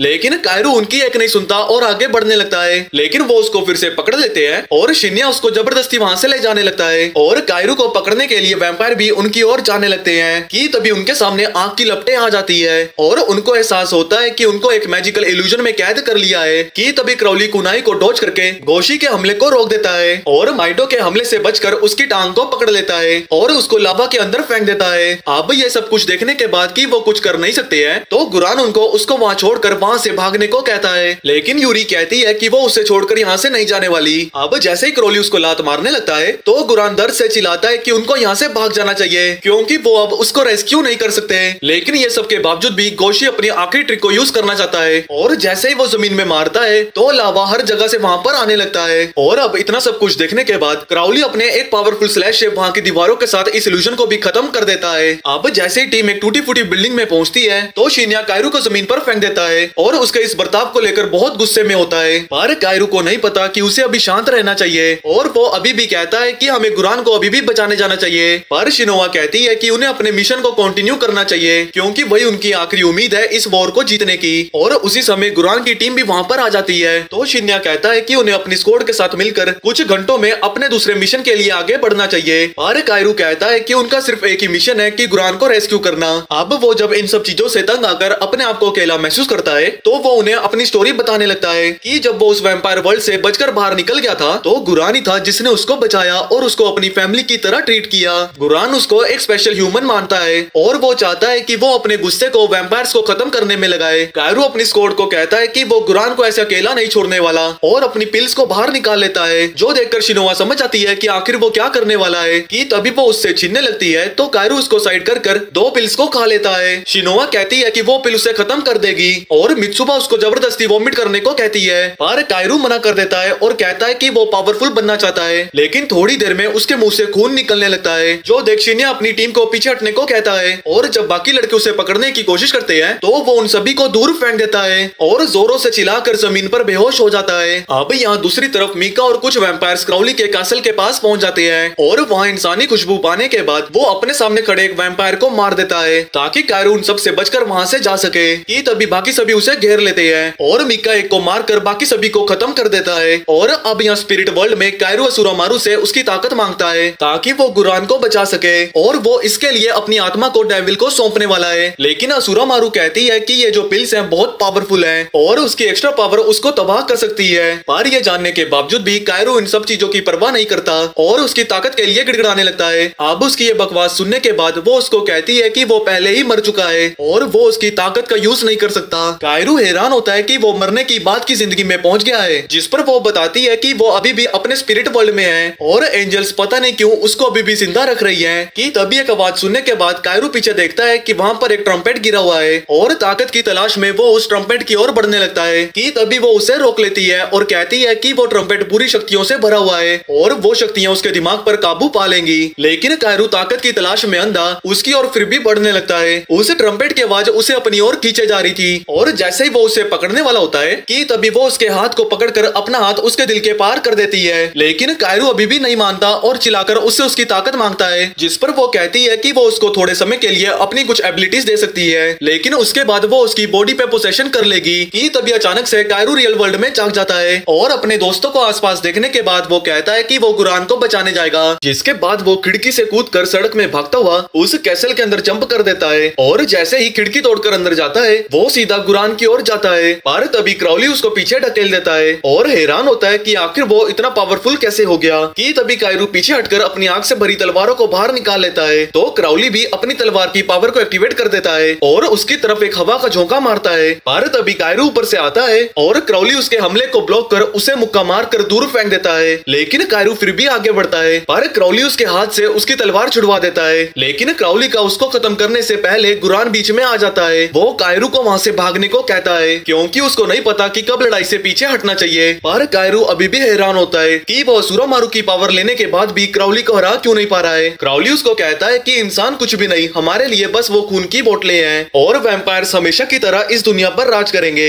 इन बातों से गुस्सा होकर कायरू उसके ऊपर फिर से पागलों की तरह हमला करने लगता है, लेकिन क्राउली उसे लात मारकर पटक देता है और लड़कियां गुरान को पकड़ लेती हैं। गुरान चिल्लाकर कायरू को यहाँ से भागने को कहता है, लेकिन कायरू अपने मरते दम तक उससे लड़ना चाहता था और वो जैसे ही फिर से अटैक करता है कि क्राउली उसे मुक्का मारकर नीचे गिरा देता है। अब ये देखने के बाद कि वो उसके सामने कुछ भी नहीं है तो कायरू असुरामारू को समन कर उसकी और पावर्स मांगता है कि तभी असुरामारू उसके कान में कुछ कहती है और हम देखते हैं कि कायरू के सर में से एक सींग निकल आता है। पर तभी उसकी आंखों के सामने एक कोफिन आता है और वो उसके अंदर वही चमकीली आंखें देखता है और जैसे ही किमुजुकी वहाँ अंदर आता है वो देखता है कि कायरू एक डीमन में बदल रहा है तो वो उसकी तरफ भागकर उसे पकड़ के कोफिन की तरफ फेंक देता है, जहाँ एक मॉन्स्टर कायरू को पूरी तरह से निगल जाता है कि तभी वहाँ पर जमीन में एक छेद बनता है और दो मॉन्स्टर्स निकलकर वैम्पायर्स को डिस्ट्रैक्ट कर देते हैं। अब कायरू को फिर से यहाँ रेस्क्यू करने के बाद टीम वहाँ से अपने अगले डेस्टिनेशन की ओर जाने लगती है। अब यहाँ दूसरी तरफ सिटी में मीका को पता लगता है कि वैम्पायर्स की आर्मी लॉर्ड क्राउली के कैसल की ओर जा रही है और वो सोचता है कि वो कायरू को वापस से देख भी पाएगा। पर तभी वो देखता है कि एक स्क्वाड उसकी तरफ ही बढ़ रही है और देखता है कि कायरू भी उनके साथ है। तो अब जैसे शिन्या मीका को देखता है तो वो अपनी टीम को बाकी वैम्पायर्स के आने से पहले उसको मारने को कहता है, जो देख मीका भी उनसे लड़ने के लिए तैयार हो जाता है और वो तेजी से उनकी ओर आगे बढ़ने लगता है। वो अपनी तलवार से एक स्लैश करता है लेकिन नारुमी उसके इस हमले को रोक लेती है, पर मीका उनको स्लैश करता हुआ आगे बढ़ता जाता है और उन लोगों को बहुत बेरहमी से काट रहा होता है कि तभी वो अपने आप को एक धुएं में पाता है और गोशी उसके ऊपर एक इल्यूजन स्पेल कास्ट करता है जिससे कि उसकी टांगे पिघलने लगती है। लेकिन मीका किसी तरह वहाँ से बचकर बाहर आता है और जैसे ही वो हवा में होता है तो यूरी उसके ऊपर हमला करने जाती है, लेकिन मीका उसकी तलवार को तोड़ देता है। पर तभी कुनाई उसकी टांग में लगकर यूरी उसे लात मारकर नीचे गिरा देती है और जैसे ही सोल्जर्स उसे खत्म करने के लिए जाते हैं कि तभी वो कायरू को देख लेता है तो वो उसको बचाने के लिए पागलों की तरह सभी को काटता हुआ आगे बढ़ रहा होता है। लेकिन जैसे ही वो थकने के कारण थोड़ा कमजोर होता है तो सभी अपनी तलवारों से उसे काटना शुरू करते हैं, लेकिन वो अभी भी हौसला करके उसके पास पहुंचना चाहता है कि तभी मित्सुबा उसकी आंखों के सामने आ जाती है और वो उसके अटैक को ब्लॉक करके उसे साइड में फेंक देता है। और अब जैसे ही शिनोवा उसकी तलवार को ब्लॉक करती है वो बताती है कि हम कायरू के ही फ्रेंड्स हैं, लेकिन वो उसको भी साइड कर देता है और किमुजुकी के हाथ को पकड़कर अपना सर उसके सर में मारता है कि तभी शिन्या पीछे से उसके सीने में तलवार घुसा देता है और उसको खत्म करने के लिए तैयार हो जाता है कि तभी शिनोवा का मॉन्स्टर मीका को बचा लेता है। और जब शिनोवा मीका को कायरू को सेफ जगह पर ले जाने को बोलती है तो बाकी सोल्जर्स उससे लड़ने के लिए तैयार हो जाते हैं, लेकिन वो उन सभी को अपनी फ्लेम से रोक देती है और मित्सुबा भी उसमें इसकी मदद करती है। शिनोवा मीका को वहाँ से भागने को कहती है और उनके लिए रास्ता बना देती है, जिसके बाद मीका कायरू को लेकर वहाँ से चला जाता है कि तभी एक सोल्जर उसको नीचे गिरा कर उसको मारने वाला था, लेकिन नारुमी उसको बचा लेती है। और तभी वो देखते हैं कि नए वैम्पायर्स उनकी ओर आ रहे हैं और जैसे ही वो नीचे उतरते हैं वो सारे वैम्पायर्स उनको मारने लगते हैं, लेकिन शिनोवा नारुमी को उसकी मौत से बचा लेती है। लेकिन उनकी आंखों के सामने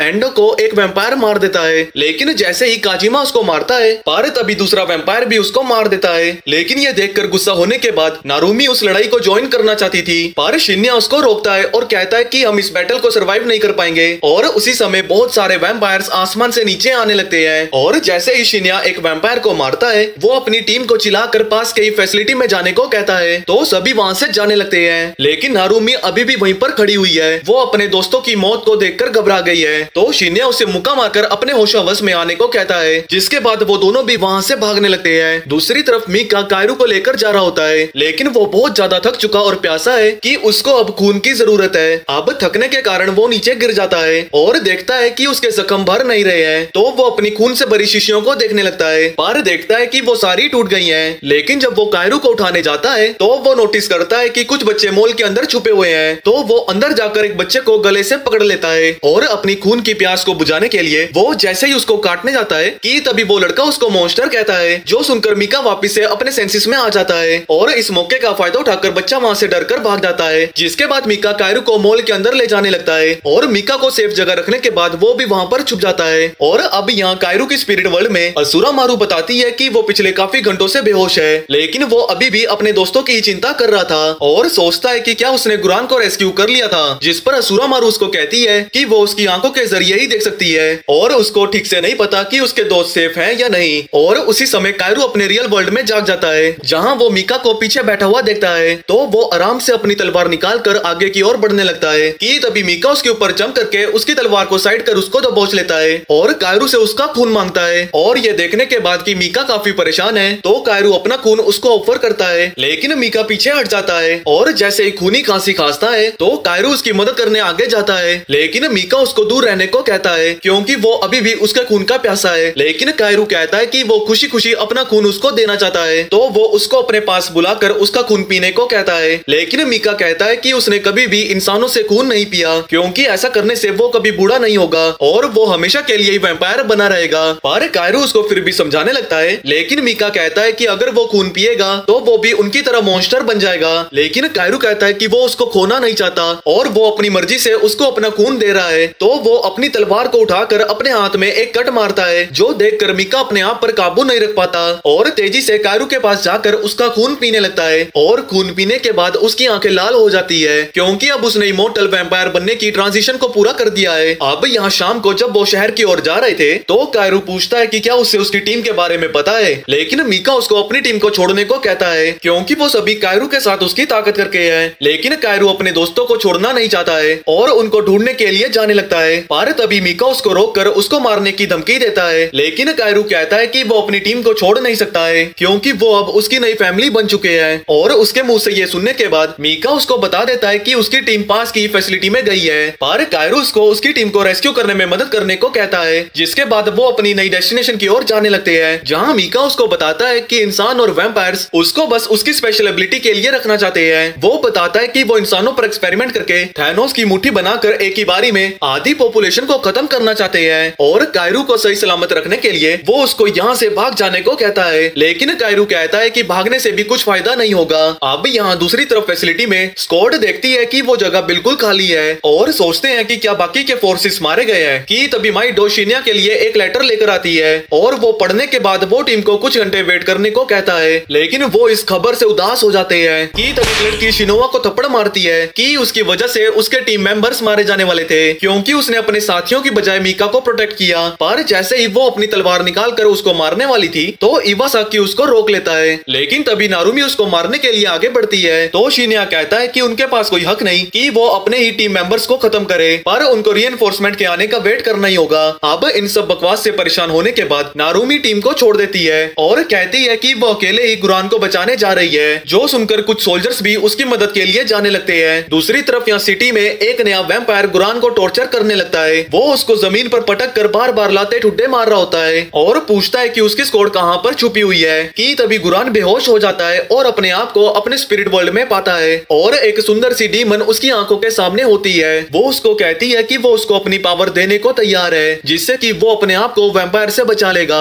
जिसके लिए वो हामी भर देता है, क्योंकि उसको पता है कि यही उसके बचने का आखिरी मौका है। कि तभी वो उस वैम्पायर के पैर को पकड़कर उसको एक ही बारी में खत्म कर देता है और गुरान उनसे वापस लड़ने के लिए तैयार हो जाता है। वैम्पायर्स भी ये देखकर डर जाते हैं। कि तभी क्वीन क्रोल वहाँ पर आ जाती है और गुरान तेजी से उसके पास जाता है, लेकिन वो उसको पकड़कर एक पत्थर में पटक देती है। वो उससे पूछती है कि आखिर फोर्सेस कहाँ पर छुपी हुई हैं, तो वो बताता है कि वो दूर एक फैसिलिटी में छुपे हुए हैं और उन सभी को खत्म करने के लिए वो अपने सिपाहियों को इसी वक्त वहाँ जाने के लिए कहती है। और उसी समय बहुत सारे हेलीकॉप्टर टीम की ओर आने लगते हैं और योइची उन्हें मारने के लिए तैयार हो जाता है, लेकिन शिन्या कहता है कि वो फोर्सेस हिरागी फैमिली की है। और थोड़ी देर बाद वो प्लेन्स वहाँ पर लैंड कर जाते हैं और कुरो वहाँ आकर उन सभी को वॉर में लड़ने के लिए उनका शुक्रिया अदा करता है और कहता है कि उसकी आर्मी वैम्पायर्स को खत्म कर देगी। लेकिन वो हैरान होता है कि गुरान वहाँ पर नहीं है, तो शिन्या उसको बताता है कि उसको वैम्पायर्स ने पकड़ लिया है और वो उसको वहाँ से छुड़वाने में नाकामयाब हो गए हैं। कि तभी कुरो की कमांड में एक अजीब से कंटेनर को प्लेन से बाहर निकाला जाता है। शिन्या को लगता है कि कुरो का कोई बुरा इरादा है, तो वो उसको रोकने के लिए अपने वेपन को समन कर लेता है, लेकिन उसके असिस्टेंट उसको जान से मारने की धमकी देती है, जो देख नारुमी सीधा कुरो को ही चैलेंज कर देती है। लेकिन उसके टीम मेंबर्स उसको ऐसा करने से मना कर रहे होते हैं। और अब जैसे ही कंटेनर को ऊपर उठाया जाता है, कुरो कहता है कि सामने खड़ी इस स्क्वाड को खत्म कर दिया जाए। कि तभी उस कंटेनर में से टेंटिकल जैसे स्पेयर बाहर निकलने लगते हैं और जैसे ही वो नारुमी की ओर बढ़ते हैं तो वो अपनी शील्ड को बाहर निकाल लेती है, लेकिन वो स्पेयर उसकी शील्ड को तोड़ देते हैं और नारुमी किसी तरह उनसे लड़ना शुरू कर देती है। पर तभी वो देखती है कि उसके टीममेट सारे के सारे मर चुके हैं। अब जैसे ही और स्पेयर इवासाकी को भी मार देते हैं तो नारुमी के अंदर का गुस्सा और भी ज्यादा ज्यादा बढ़ जाता है और वो कुरुडो की तरफ भागने लगती है। पर वो जैसे ही गुस्से में उस पर हमला करती है तो कुरुडो आसानी से उसके हमले को डॉज कर देता है कि तभी जैसे स्पेयर उसको खत्म करने जाते हैं, लेकिन उसको किमिजुकी और योइची बचा लेते हैं और कुरुडो को रोकने के लिए योइची अपने तीरों से उसके ऊपर हमला कर देता है, लेकिन उसको इससे कुछ फर्क नहीं पड़ता।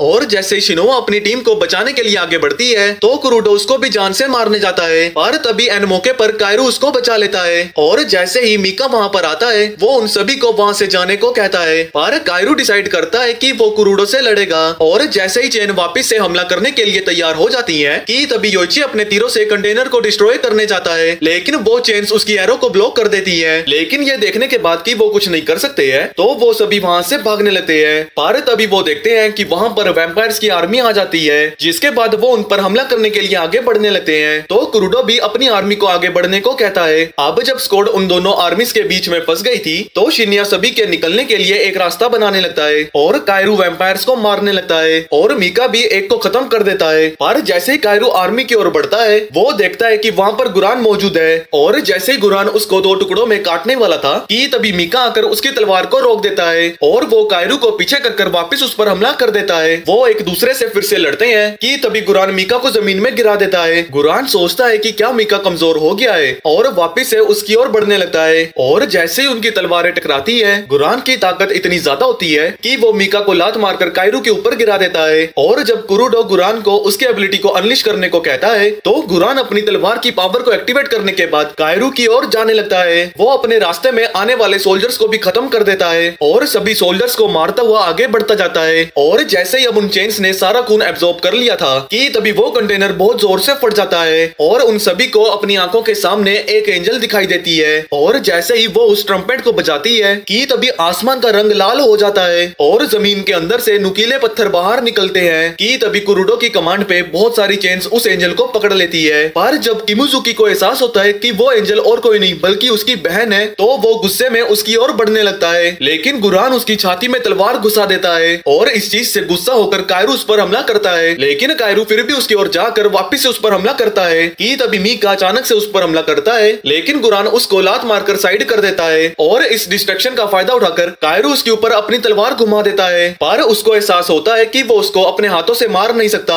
वो गुरान से बात कर उसको वापस अपने सेंसेस में लाने की कोशिश करता है, लेकिन वो उसके पेट में तलवार घुसा देता है कि तभी उस एंजल के शरीर में से काली परछाई निकलने लगती है और वो परछाई ट्रांसफॉर्म होकर एक मॉन्स्टर बीस्ट में बदल जाती है। अब कुरुडो की इस कामयाबी के बाद उसकी असिस्टेंट उस मॉन्स्टर पर कुछ सुइयां फेंकती है और उसके अंदर से अजीब सी बॉल्स बाहर निकलने लगती है। वो जमीन में हर जगह गिरकर एक मॉन्स्टर में ट्रांसफॉर्म हो जाती है कि तभी वो मॉन्स्टर वैम्पायर्स को मारकर इंसानों को खाने लगता है। तब शिनोआ कहती है कि उन सभी को यहाँ से भाग जाना चाहिए कि तभी किमिजुकी योइची को धक्का देकर जख्मी हालत में उस मॉन्स्टर की ओर बढ़ने लगता है और उसी समय मीका एक मॉन्स्टर को मारकर कायरू को एक सेफ जगह पर ले जाने लगता है, लेकिन कायरू खुद को उससे छुड़वाकर अपनी टीम को छोड़ने से मना करता है कि तभी एक मॉन्स्टर मीका पर हमला कर उसको नीचे गिरा देता है, लेकिन कायरू उसको खत्म कर देता है। पर जब वो देखता है कि मीका का जख्म हील नहीं हो रहा है तो मीका कायरू को कहता है कि वो उसको यहीं पर मरने के लिए छोड़ दे। पर कायरू कहता है कि इससे बढ़िया तो ये होगा कि मैं भी तुम्हारे साथ ही मर जाऊं, और ये सब बोलकर वो अपनी तलवार उठाकर अपने ही दिल को खत्म कर देता है। और जैसे ही अपने स्पिरिट वर्ल्ड में जाता है असुरा मारू कहती है कि मेरी पावर उस मॉन्स्टर को हरा नहीं पाएगी, जिस पर वो कहता है कि वो एंजल्स की पावर का यूज करने वाला है। और जैसे ही वो उस ट्रम्पेट को उठाता है कि तभी एक बहुत बड़ी फ्लेम आसमान की ओर जाने लगती है और कायरू के शरीर के अंदर से अजीब सी टहनियों जैसी परछाई बाहर निकलती है। वो पूरी तरह से आग से घिरा होता है और ये देखने के बाद कि उसका प्लान खराब हो सकता है तो कुरुडो अपने सोल्जर्स को कायरू को खत्म करने को कहता है, जिसके बाद वो सभी उसकी ओर बढ़ने लगते हैं कि तभी वो मॉन्स्टर कायरू पर एक बहुत तेज हवा का झोंका मारता है, लेकिन इससे कायरू को एक भी खरोंच नहीं आई होती और कायरू जैसे ही एक नमक की लहर को फेंकता है तो उसकी चपेट में आने वाले मॉन्स्टर्स पिघल जाते हैं और वो बीस्ट जैसे ही उसकी ओर एक और हवा का झोंका मारता है कि तभी वो झोंका नमक बन के नीचे गिर जाता है और कायरू अपने स्पेयर को अपने हाथ में बुलाकर उस बीस्ट की ओर बढ़ने लगता है। पर जैसे ही वो बीस्ट उसके डिफेंस को तोड़कर आगे बढ़ता है कि तभी कायरू अपने स्पेयर से उसके अटैक से खुद को बचा लेता है और वो वापस से उसकी ओर बढ़ने लगता है। वो उसके उल्टी वाले हमले से बचकर उसको काटता हुआ एक अजीब से सर्कल में फंसा देता है, जिससे कि वो नमक में तब्दील होकर पूरी तरह से तबाह हो जाता है। और अब जैसे ही आसमान साफ हो जाता है कि तभी कुरुडो अपनी तलवार से कायरू की ओर बढ़ने लगता है और वो जैसे ही एक दूसरे से टकराते हैं कि तभी एक पावरफुल फोर्स कुरुडो को दूर फेंक देती है